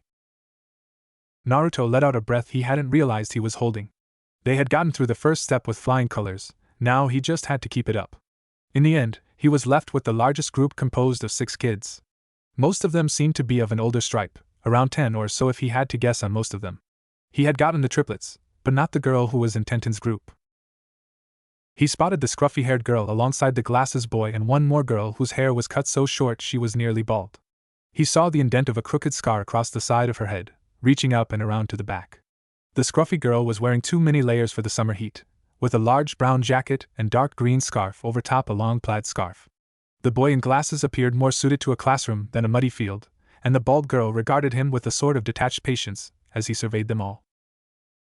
All right, while they get settled I want to hear some names. You 3 triplets, I assume? The biggest one nodded, that same cocky smirk on his face. Names? Okino Bruise, he said, his voice nasally and almost deriding. Mitsuji Bruise, piped up the other one. The final one glanced at his brothers before adding, Wakita Bruise. The Bruise brothers, HM? Alright, I'll try to remember which is which. Correct me if I get it wrong. Naruto glanced at the glasses kid, bidding him to speak. Yes, sir, Kugo Keiru from Akiharu, sir. He nearly saluted before realizing that maybe it wasn't appropriate, which had the unfortunate effect of making him flap one of his arms before he set it down. Noya Arisa, the bald girl stated before he could call on her. That left the final girl, who seemed to draw in on herself. She muttered something under breath and coughed, before repeating it a bit louder. Naruto could see that she was clearly lacking in the self-confidence department. Speak up, he said, trying his best to seem stern without being mean. Moma Adu, she yelled, clutching at her coat. Thank you, he penned down the name and added a note about her shyness to his clipboard. He had an idea of their names, and a bit of their personalities. He put the clipboard under his arm and addressed them as a group. My name is Naruto Uzumaki, and I'm a ninja from the Leaf Village. I don't like icebreakers, so I think the best way for you all to get to know each other is through working together. We'll be going through 3 exercises today, a target range, an obstacle course, and a small mock mission. Through this, we'll gauge your strengths, weaknesses, and what things we should know going forward. Mock mission? Wakita raised an eyebrow. Raise your hand next time, Wakita, Naruto said sternly. And yes. It will be an exercise where you will try to obtain a flag from me in a set amount of time. I'll explain more as we get closer. The young boy lowered his hand, still smirking. Naruto had a feeling those 3 would be a source of grief for him going forward.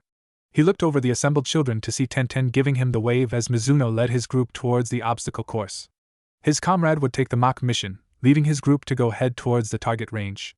Truth be told, it wasn't much to look at. The soldiers had done their best with what they had, and to their credit they had gone the extra mile. Painted lines boxed in the range and provided different points from which one could attempt to hit their mark.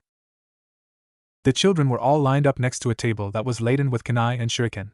Naruto went over the basic safety procedures, how to hold these weapons, what not to do, and basic range safety before glancing at his clipboard once more. We'll be testing your throwing technique and accuracy.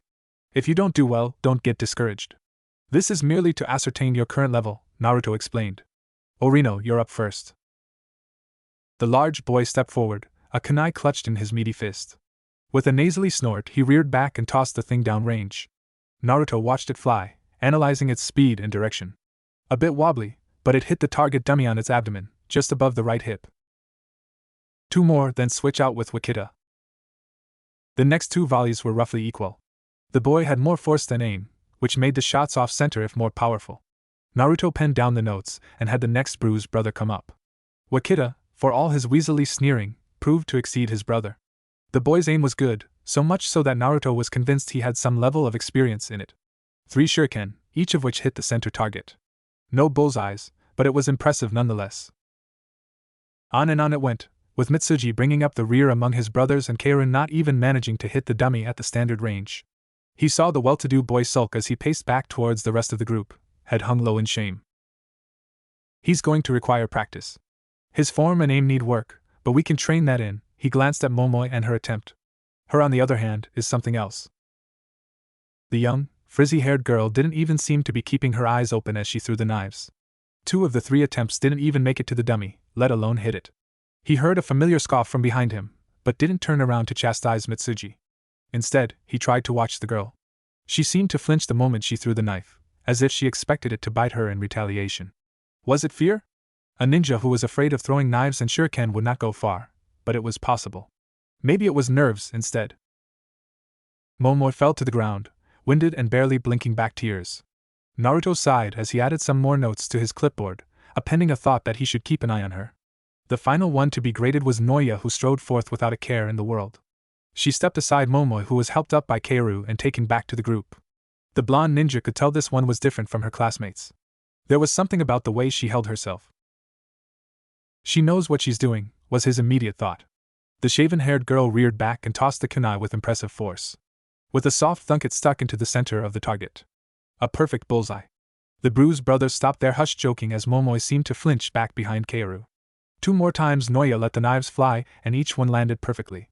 Maybe it wasn't so impressive for a ninja of his caliber, but these were supposed to be kids. Recruits from across the land who wanted to try their hand at being a shinobi. Her form and steadiness spoke of real-world practice, combined with the scarring and impassive attitude. Naruto added a longer blurb for her, including a tail-end note to look into where she was from. It wasn't uncommon for kids in bad spots to try and become soldiers or ninja. Whether they were small-time street urchins or naive bandits looking to get into a more respectable line of work, he'd heard stories in his time. If this Noya girl was one of them, then he'd need to keep an eye on how she developed as well. Giving someone the ability to perform destructive jutsus when they didn't have the mental state to use it responsibly could go horribly wrong. Across the hills, Naruto heard a sharp whistle, to which he responded in kind. It was time to move on. Alright, next up we'll be testing your physical aptitude and endurance. There's a small obstacle course up ahead that we've set up.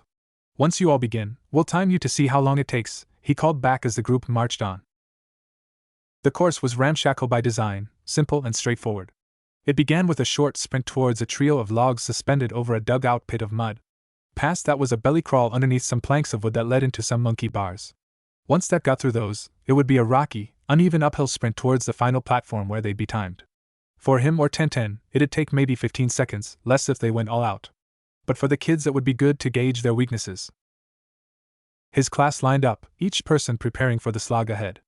Naruto observed them all from where he stood at the platform, eyeing up their confidence. As always, Kaoru and Momo seemed to be the ones lacking the most. When the nearby soldiers gave a thumbs up, and Naruto blew the whistle. In an instant they were off. Noya took the lead almost immediately with Wakita right behind her. Despite her earlier performance, Naruto was surprised to see Momo leading in third. The blonde proctor kept a close eye on their advance as they made it to the balance beams. Noya leapt upon them with ease and rushed forward, barely even slowing down. Wakita took it slower, trying to keep his earlier pace but still being careful.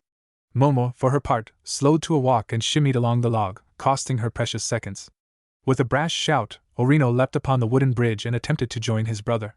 However, as he reached the midway point his foot slipped and he was sent careening down below. Naruto marked it down as Wakita and Mitsuji stopped their attempt to complete the race and tried to help their brother out of the pit. Even as Keira passed them and Noya reached the belly crawl, they seemed more concerned with Orino than continuing on. By the time the main bulk of the group had reached the belly crawl, nearly 40 seconds had passed. Noya remained in the lead, deftly swinging through the monkey bars and pushing forward. Keira huffed and puffed as he tried to keep running, his glasses slipping down past his nose from time to time. He stumbled and nearly fell but managed to regain his balance at the last second. Wahoo! Orino cried, leaping up onto the bars and mud-stained clothing. With his natural strength and brawn, the large boy deftly swept through the obstacle in mere moments. Naruto couldn't get the image of a short gorilla with something to prove out of his mind as Wakita followed behind. Momo was nearly knocked to the ground in the initial rush, stopping to catch her breath. They would all need to work on their physical endurance, it seemed. Some more than others. Naruto paused as he watched Mitsuji run up to Momo and pick her up by the arm. Come on, kid, they're leaving us behind. Between the slimy grin and nasally tone, Naruto almost thought he was being condescending were it not for the gentleness with which he picked her back up. Interesting, he noted. Noya climbed up the final obstacle, half running, half bear crawling her way to the top. One of the soldiers remained on standby with the stopwatch as she approached. Even with the uneven footing and sharp rocks, she forged ahead with single-minded ambition. She barely seemed to even notice the scrapes, cuts, and gouges she accumulated as loose rocks came free and gritty dirty rubbed against her skin, turning it raw and pink. Time! The soldier called out as she reached the platform, sucking in gasps of air. 49.44 seconds. Orino and Wakita were next to finish with a time of nearly a minute. Thanks to him helping Momo, Mitsuji clocked in 15 seconds after that. And finally Keira finished in last place with nearly triple the amount of time as Noya. The boy looked about ready to puke as Momo rubbed his back. The boy had clearly never done hard exercise in his life, that much was obvious. Naruto also didn't miss the cold feeling of disdain that seemed to radiate off the Arisa girl as she looked over them all. As if she thought them beneath her. Wonderful class we've got here, Naruto sighed, finishing his notes. I'll need to get some workout plans together. Specifically for those two. The real kicker would be the social aspect. Being a ninja required working in a squad, as a team, and these kids would have their issues. Time would tell, but for now they needed to get on to the final exercise.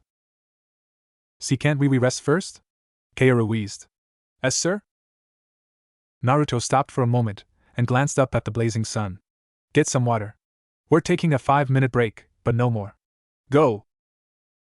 Seems kinda generous. Don't ninja go for longer in the field? Noya said, almost a challenge. Yes, they do. But you all are either ninja or in the field. Go! The girl gave him a half-hearted glare, but joined the rest of the group in rehydrating. That one has spirit, sir, one of the soldiers remarked. She has something to prove, all right. Like a lot of these kids, I think. We'll make them into full-fledged shinobi by the time we're done, though, believe it? Naruto responded, clapping the man on his back. Check back in with Mizuno and Tenten. We'll move on to the third exercise after this break. Yes, sir. All right, listen up, he clapped his hands. The final exercise is about to begin. You'll have 45 minutes to complete it to my satisfaction. Kaoru raised a hand before dropping it to ask. What's the exercise, sir? Glad you asked. Have any of you played or heard of Capture the Flag? He asked, seeing all of them raise their hands. The principle here will be similar. In the hills behind me is a small forest wherein a bright red flag has been planted in the center. You must all work as a group to retrieve the flag in the allotted time. This time, Mitsuji raised his hand. What's the catch, boss man? The catch is that you will need to take it from me. I will be guarding it. If you cannot take the flag in the allotted time, you lose. Anything off limits? Noya asked brusquely. Apart from killing or serious injury, no. You may use the tools at your disposal, and we will be providing blunted weapons for you to use as well. Momoi seemed to shrink back at every word. Any other questions? None raised their hands. Good, the soldiers to my right will lead you to your starting positions. The exercise begins when I blow the whistle. Formulate a plan and get going. Yes, sir! They cried out. Naruto watched them all go for a moment before leaping towards the woods. This would be the final test to prove what they all could do, and whether they could work as a team. He had gotten the idea from the bell test Kakashi-sensei had them do. Here it would hopefully be a bit easier on them, since he himself would avoid using shadow clones or other jutsu. It gave him an odd sense of nostalgia almost, that he would be using his sensei's old tests against his own class. All right, Naruto, time to see what they're made of, he said as he landed down next to the flag. He just hoped this wouldn't blow up in his face. Man, they really went all out, Orino chortled in that voice of his. It was deep, gravelly, and way too grating for a boy barely older than Momoi was. She hadn't known him or his brothers for long, and perhaps it was rude to think it, but she wasn't sure if she liked them. There was a strange sense of coordination between them. When one moved, the other two did as well, and nothing they said ever seemed to surprise each other. It was like they were all on some hidden wavelength. It reminded her of the people back home. How insular they had been, and how they had shunned her as a result. No matter where she went, folks were always putting her out. She watched the stocky boy inspect a long knife, trying in vain to shave the hair from his arm with it. Even watching it made her skin crawl. The soldiers had taken them to a staging area where another table full of weapons sat. Swords, clubs, axes, even throwing knives and a bow were available. They were assured that they wouldn't be able to do lethal damage, but that did not mean they weren't dangerous. All around her the pressure seemed. Momo tugged at her hair, a nervous habit she had never grown out of. The only adult here was a single soldier who didn't seem to care about explaining anything to them. Yeah man, guess we ought to find something, Wakita smirked, picking up a sword. Ooh, I like this one. The bald girl brushed by Momoi, nearly shoulder-checking her as she marched up to the table. With an easy confidence she snapped up a bundle of kunai and placed them into a pouch on her belt. They all seemed so good, whereas she had fumbled nearly every exercise so far. It didn't serve to help her mood as one of the bruised brothers finally acknowledged her. Hey yo, Momoi, ain't ya gonna grab a weapon? Mitsuji nearly sneered. She felt a shock of alarm surge through, quick and jarring. If she said no, would he be offended? Was he trying to prod her? If she said yes, she'd need to grab a weapon, and then she wouldn't be confident in picking. They'd know she was faking, a fraud, a loser. Would they pounce on that? Leave her out of their activities for the rest of their training? Her brain backfired, and though her mouth opened, no sound came out. Excuse me everyone, a pointed voice came from behind. Momo turned to see Kaoru drawing a diagram in the dirt with a stick. Shouldn't we be taking this time to strategize? Here's a strategy for ya. We go in, we make shit happen, and we grab that flag, Orino chortled, arms folded over his barrel chest. His brothers cackled in response, and Momoi was unflatteringly reminded of a flock of crows. Noya stared derisively at the large boy with a look of mixed disgust and disappointment. Kaoru, however, merely pushed his glasses up and knelt down. The flag is staged here in the center, however Mr. Uzumaki may not be. He could very well try to lead us into an ambush and catch us in our hubris. Who what? Momo detected the smallest of sighs from the proper young man. It means arrogance. Exactly the sort of thing we should avoid as ninja in training. Mr. Uzumaki is a talented ninja. Another snort, this time from the youngest, Wakita. He is. Your own ego aside, he's competent enough to be trusted with our training and is an established ninja of a foreign village. We'd be fools to assume he anything but outclasses us. Lot of big words, but I ain't hearing a whole lot. More often than not, it was like trying to stop a tsunami with a sponge. She could shave herself bald and by morning the next day it would hang down to her ears. It was suffocating, itchy, hot, and it wasn't helping her already disjointed thought process. If they argued back, what would she even say in response? Oreno opened his mouth, but stopped as his head twitched incrementally towards Mitsuji. With a soft clack it closed, and he returned to merely glowering at nothing. Kaoru took the moment to splay a hand over his diagram, gesturing for everyone to look at it. We'll separate into teams of 2. 3. My brothers stick with me, Wakita said, his voice leaving no room for argument. Okay, teams of 3 and engage in a 2-pronged assault. We'll stagger our approach so if one team is caught in an ambush, then the second team can help them break out of it. I'll be fine on my own, I don't need 2 hangers-on making a bunch of noise and giving away my position, Noya spoke for one of the few times today. Momoi could see that Kaoru was already accounting for that. He wasn't bothering to argue or push and instead just tried to roll with it. He poked at the ground a bit more with his stick, until he seemed to come to a conclusion. Alright then. You can serve as a solo operator, and perhaps our trump card. Trump card? Momoi ventured. She could be the variable that Mr. Uzumaki doesn't or can't account for in a fight. She might be able to take the stick while we keep him in check, or she can produce a devastating blow when he least expects it. Momoi glanced at the grizzled girl and watched her nod slightly. She wished she could have such a way with words. Instead, the shaggy-haired brunette was forced to the sidelines, waiting in anxiousness for the battle to begin. She had to come back from her earlier embarrassment, and not rely on her classmates to help her out all the time. A sharp, keening whistle erupted from the forest. Instantly, the soldier who was on duty sprang into action. Get moving! Go, go, go! It was like the whip crack that started the race. Instantly they shot off as Kaoru shouted about the plan. Momoi watched the bruised brothers go off together, a vicious smirk on each of their faces. Noya leapt ahead, managing to land upon a tree branch above, and use her momentum to spring forward. Momo and Kaoru went right, encircling the copse of trees to find an opening. It wasn't long before they found a beaten dirt path that speared directly into the innards of the forest. With their earlier exhaustion already taking its toll, Momoi soon became unable to keep running. Kaoru wasn't much better, panting behind her as they ventured deeper and deeper. The girl's lungs burned as bad as her legs did, each muscle searing with pain that didn't seem to lessen no matter how long she waited. Momo staggered forward, trying to at least pull off a jog and failing just as quickly. There was a sharp clang from deeper into the woods, punctuated by the guttural snarl of someone being hurt. Hurry! Kaoru ran ahead, and she struggled to keep up. The 2 young children found the source of the sound all too quickly. In a clearing just wide enough to hold them all, the bruised brothers faced off against their mentor, Mr. Uzumaki. The blonde-haired man was fending them off with contemptuous ease. Oreno speared forward, fists tipped with iron knuckle dusters only to be thrown on his back as their teacher threw him over his shoulder. Wakita took advantage of the opening and attempted to slice the man's back with his training sword. He never got the chance though, because as soon as Oreno landed, Mr. Uzumaki vanished. Momo felt a cool draft behind them, followed by a sudden presence bearing down on both of them from behind. If you want to lay a trap, you're going to need to hide first of all, he said. Get down! Wakita shouted, leaping towards them to try and slice their foe. Momo jumped and tackled Kaoru to the ground just as the blade whistled overhead. Their teacher dodged it by mere inches, moving just enough to get out of its range without jumping away. The young girl caught the image of Mr. Uzumaki smashing his fist into Wakita's jaw, sending him tumbling into the dirt. She looked up to see the blonde man staring down at her, and her heart skipped a beat. She didn't want to be punched. He was too close to run, and if she tried to attack he'd take her down like he had the others.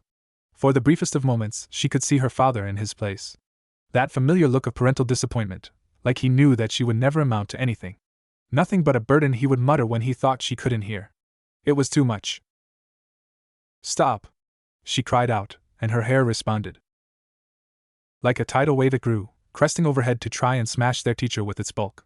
She saw Mr. Uzumaki's eyes widen as it came down upon him. With a thunderous smash, her hair finally connected with the ground, but she couldn't feel her teacher trapped within it. Blinking back sudden tears, she turned to Kaoru, whose glasses had been cracked by the fall. He glanced past her, barely noticing her new haircut, and pointed to the flag. Momo had almost forgotten in all the excitement. She looked back to see Mr. Uzumaki fending off Noya. The bald girl had managed to get behind them and nearly had gotten to the flag. She heard someone groan nearby and turned to see what kid is stirring. Kaoru rushed over to check on him before looking back to the fight. I can help him. Momoy, you need to help Noya, he yelled at her. But I'd just get in the way. They're so much better than me, I would slow them down. Or I'd make Noya mess up, or… Moma. She flinched. You nearly caught teacher just a moment ago. We can win this, but you need to use whatever that hair thing is. I don't know. Get moving, kiddies! Mitsuji yelled from their side, joining Orino in a bull rush to stop their teacher. Go! Kaoru insisted. Against her better judgment, she did. Her teacher was still battling Noya. The girl went in for a low kick and he easily jumped over it, only to come down like a wrecking ball. Their classmate barely managed to roll away to avoid being crushed. She threw a knife from her pack only for it to be deflected by a well-placed shuriken. Every new angle she tried to use was countered, and Momoy could see why. He was too fast, all his movements were practiced, and each one was made with purpose. She remembered what he had said before: you are either ninja or in the field, and he had been right. They couldn't even slow him down, so why try? She looked to the remaining bruised brothers to see if they shared her trepidation, only to find them with their telltale smirks on. Mitsuji! Orino yelled. Right. The boy rolled low, sending a volley of shuriken at their teacher's legs. He was forced to jump upwards to avoid them. Noya, do something! The girl in question drew a shuriken from her pouch and threw it. At first, Momoy thought that was a pretty poor follow-up attack until the girl made an odd sign with her hands. Ninja art, Shadow Shuriken Jutsu. Instantly, the single shuriken became 10, then 15. As a combined volley, they soared towards Mr. Uzumaki. In the air, he had no ability to dodge. Many of them hit home, peppering his chest with the bladed weapons. Mitsuji and Orino stopped cold in their tracks, unsure if they had just mortally wounded the man. Momo's heart leapt into her throat, and she felt tears sting behind her eyes. Had they just killed their teacher? A moment later, Mr. Uzumaki's body disappeared in a puff of white smoke. In its place was a single wood log. Transformation! Noya yelled, surprised. Look! Focus, guys, Mr. Uzumaki spoke from behind them with tempered coolness. Don't get shocked so easily. Her hair reacted of its own accord, spearing out in thickened stalks to try and pierce her teacher. He stepped to the right and grabbed one of the braids, using his turning momentum to whip her around to smash into Mitsuji. With a bellow loud enough to shake her chest, Orino leapt over both of them and smashed down with both fists, fingers interlaced. Their teacher merely brought up his hands and took the blow with barely a grunt. His fist flashed out and smashed twice into the large boy's stomach before another hit him dead center in the chest. Orino made a sort of guttural sound and tipped over, falling to the ground in a groaning heap. Momoy, perhaps wisely, stayed down and out the way as he approached Noya. The fight was over in seconds. 0-0-0-0. Well, Naruto said cheerily, watching as his students greedily gulped down their jugs of water. I think that went well. I can see a lot we need to improve on, but the potential for everyone is there. We got our asses beat, boss man, Mitsuji huffed, rubbing his chest. The first step to being good at something is sucking at it. I didn't expect you all to beat me, and yet you each surprised me in your own ways. Orino, your strength was exceptional but raw and unfocused. Mitsuji, you took advantage of the proper openings without being overzealous, however you also relied on your brothers too much. Wakida's skill with the sword put me on the defensive at some points, but he was too headstrong to regroup instead of just blindly attacking. The brothers grumbled, but didn't argue with it. Naruto turned his attention to the other half of his class. Noya, Momoy, and Kaoru also seemed to be in dim spirits. It was natural, he supposed, especially for the foremost member. Noya was tenacious and ruthless, but she apparently despised losing. Her pouting reminded him that she was still a kid, ninjutsu skill or no. Noya, you impressed me greatly in this exercise. Your usage of stealth and ambushes is on par with some of the genin I knew when I was young. You also showed your expertise with ninjutsu, something I imagine your classmates are not yet capable of. However, you stayed alone for too long and only tried to work with your comrades at the end. That cost you the advantage you may have otherwise had. I didn't need their help, she grumbled sourly. Apparently you did, he chuckled. Because you lost. The girl seemed embittered at the reminder, but didn't give a retort. He turned his attention to the remaining two. Kaoru, you devised the strategy given little time, few resources, and not much information. The plan you came up with was rough, but its logic was sound. Good work. Thank you, sir. However, your combative skill and physical endurance needs a lot of work. If I remember correctly, you did not aid in the fight at all. As sorry, sir. Don't be, he waved it off. You're here to learn those things. Your inability to fight a full-grown trained ninja isn't a mark against you. Finally, there's Moma. The girl twitched, clearly bracing herself for the stern lecture she would receive. You, perhaps out of everyone here, have the most untapped potential. The words brought her thoughts to a halt. What had he just said? She looked up to see her teacher smiling down at her brightly. You very nearly had me when you did your hair thing, and then again you surprised me. Without hand signs or proper chakra control, you managed to react instinctively to a threat and tried to counter it. That is something only exceptional ninja can do. It's rough, and you lack confidence in yourself and your abilities, but the potential is there. And I intend to find it. He didn't care? He wasn't mad? But she had messed up. She hadn't been able to stop him or get the flag or help her teammates. She was pretty much useless that whole time. She didn't have potential, she was just a flunk out. Even so, his smile didn't go away. Tomorrow, training begins again. 4 hours in the classroom, 4 hours in the field. I see nothing but great things for this class, so long as each of you is prepared to give it your all.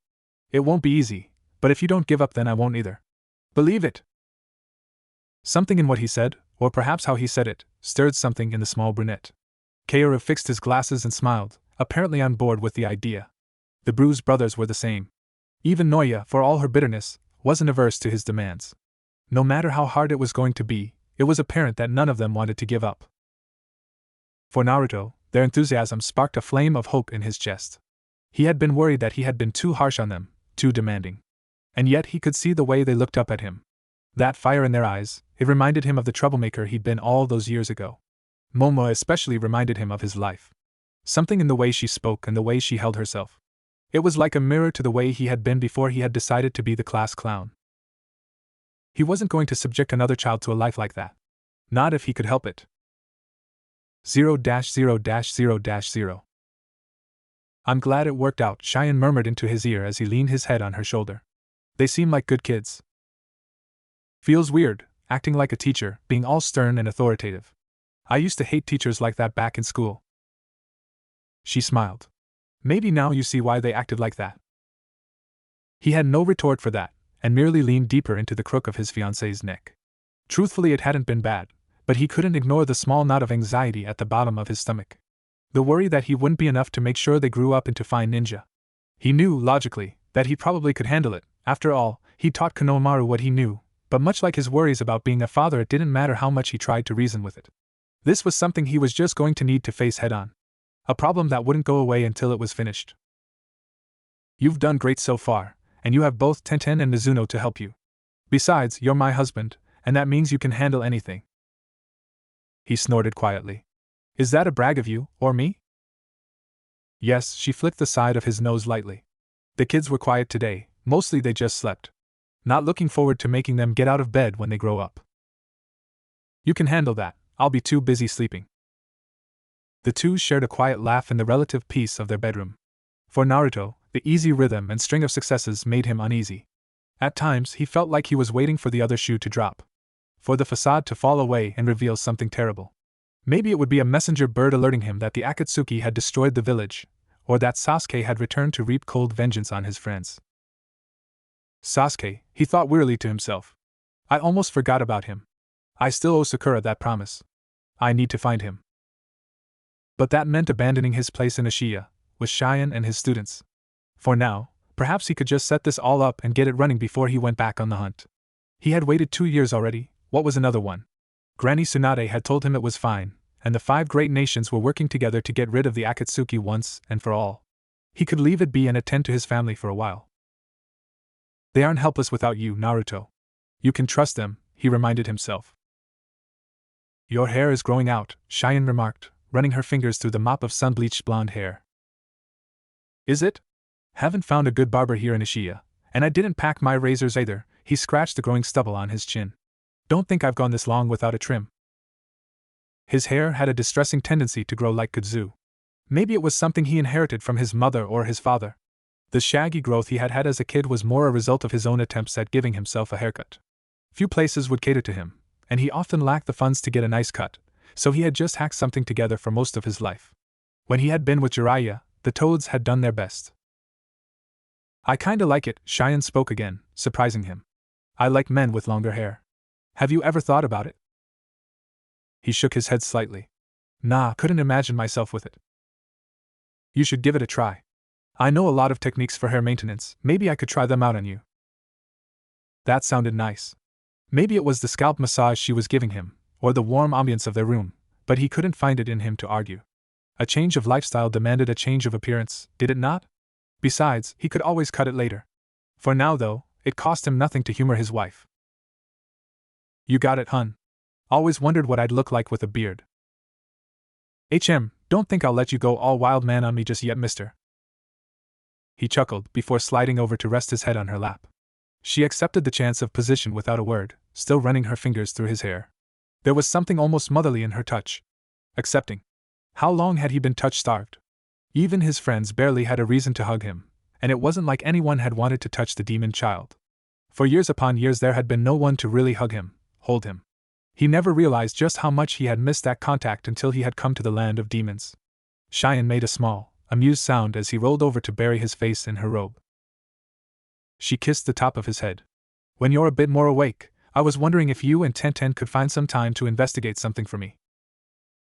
He perked up a bit, intrigued but too tired to formulate a coherent question. The words came out as a jumbled-mouthed salad with a vaguely inquisitive tone to it. Shion sighed softly and leaned in closer. People going missing around the land. At first it was nothing too out of the ordinary, but they found one of the missing ones. Dead, no heart or blood in her. Figured it might need a ninja's touch. No organs? Yeah, and then a few others started showing up. Left abandoned in random places, sometimes miles from where they were taken. Many of them had strange markings on them. Tribalistic paint that I've sent our librarians to look into. He hummed, eyes shut. Do you think it might be something from the land of demons past? Possible, but unlikely, she whispered conspiratorially. Or, at least, not one of the major cults. This one is very odd. Human sacrifice is a horrible, dreadful thing, but many dark spirits rely on natural energy for sustenance. It wouldn't be the first time our people have dealt with it. He wouldn't allow that to pass. As the priestess's fiancé, her people were now his people. As much as the thought of fighting a demon scared him, this moment felt worth protecting. Come devils or ghosts, he'd take all comers to protect his family. That was his ninja way. But for now, though, the call to sleep was too strong to resist. Try as he might, he could feel his will fading. I'll take care of it, he murmured, losing his fight against the dread Sandman. Believe it. I do, Naruto. I do. Damn, Naruto's lips curled in disgust as he and Tenten examined the body. The drizzling rain came down limply from the slate-gray sky overhead. At his fiancée's behest, they had gone out to one of the towns that had found a body. Shion hadn't been lying, it was Grizzly. The poor man's visage was forever frozen in terror, rigor mortis only solidifying the grim expression until it appeared cut from stone. According to the local guard, a farmer had found the corpse in his barn where it had been left until he and Tenten arrived. Who could do something like this? Tenten breathed. And why kill him like that? She didn't need to specify, it was the most obvious thing about the corpse. The cadaver's chest and abdomen had been cut open, gutted like a fish, and pried open. Where there should have been the remains of organs there was nothing but ragged chunks. There was barely any blood either save for the dried patches on the victim's face and chest. It was enough to make Naruto almost heave, but it also brought up a dozen questions. Organ traffickers, maybe? They took his blood and guts to sell on the black market? This thing was more Sakura's specialty, and how he wished she was here. One of our men suggested something similar until we looked a bit more, one of the nearby soldiers mentioned, pointing. Just below the chasm of flesh was a symbol, intricately drawn with painstaking detail. Its black color was now muddled with brownish red where blood had seeped into the ink, but he could discern the image. An almost grinning skull with a snake-like creature clamped in its jaws, the beast curving beneath its chin to swallow its own tail. Around the skull's head strange markings that suggested feathers or spokes radiated from the top and sides of the design. It was something that would have taken hours of work to get right, and it wasn't a simple tattoo either. Worryingly, Naruto was reminded of Orochimaru's curse mark and what it had done to Sasuke. Was this something similar? He and Tenten shared a glance before stepping away from the body, giving the go-ahead to pack it up and take it away. What do you think, Tenten? The incisions were made with a sharp blade, obviously, but that isn't a combat wound. It was done deliberately, slowly. Naruto felt a spark of anger. He was made to suffer then. Very likely, she spoke grimly. My best guess is that it was a specialized tool. The edges of the wound weren't ragged and suggest almost surgical precision and steadiness. That kind of thing isn't something one pulls off in the middle of a battle. And he wasn't a fighter anyhow. Reports say this guy was a traveling merchant who went missing somewhere up country. Think that's where we'll find them. It's a start, Naruto mumbled as he stepped away. The light rain had made the surrounding landscape mushy and uneven to walk. The weather perfectly matched his mood. If that had been Shion. He shook his head, banishing those thoughts from his mind. She was perhaps the most well-protected person in this country. Anyone who tried to attack her would be suicidal, both due to her guards and because of what he'd do to them in kind. He had to focus his mind on the here and now. Mizuno was handling the kids for the first half of the day, teaching them the bookwork of being a ninja, while the latter half of the day was spent doing physical conditioning. It gave him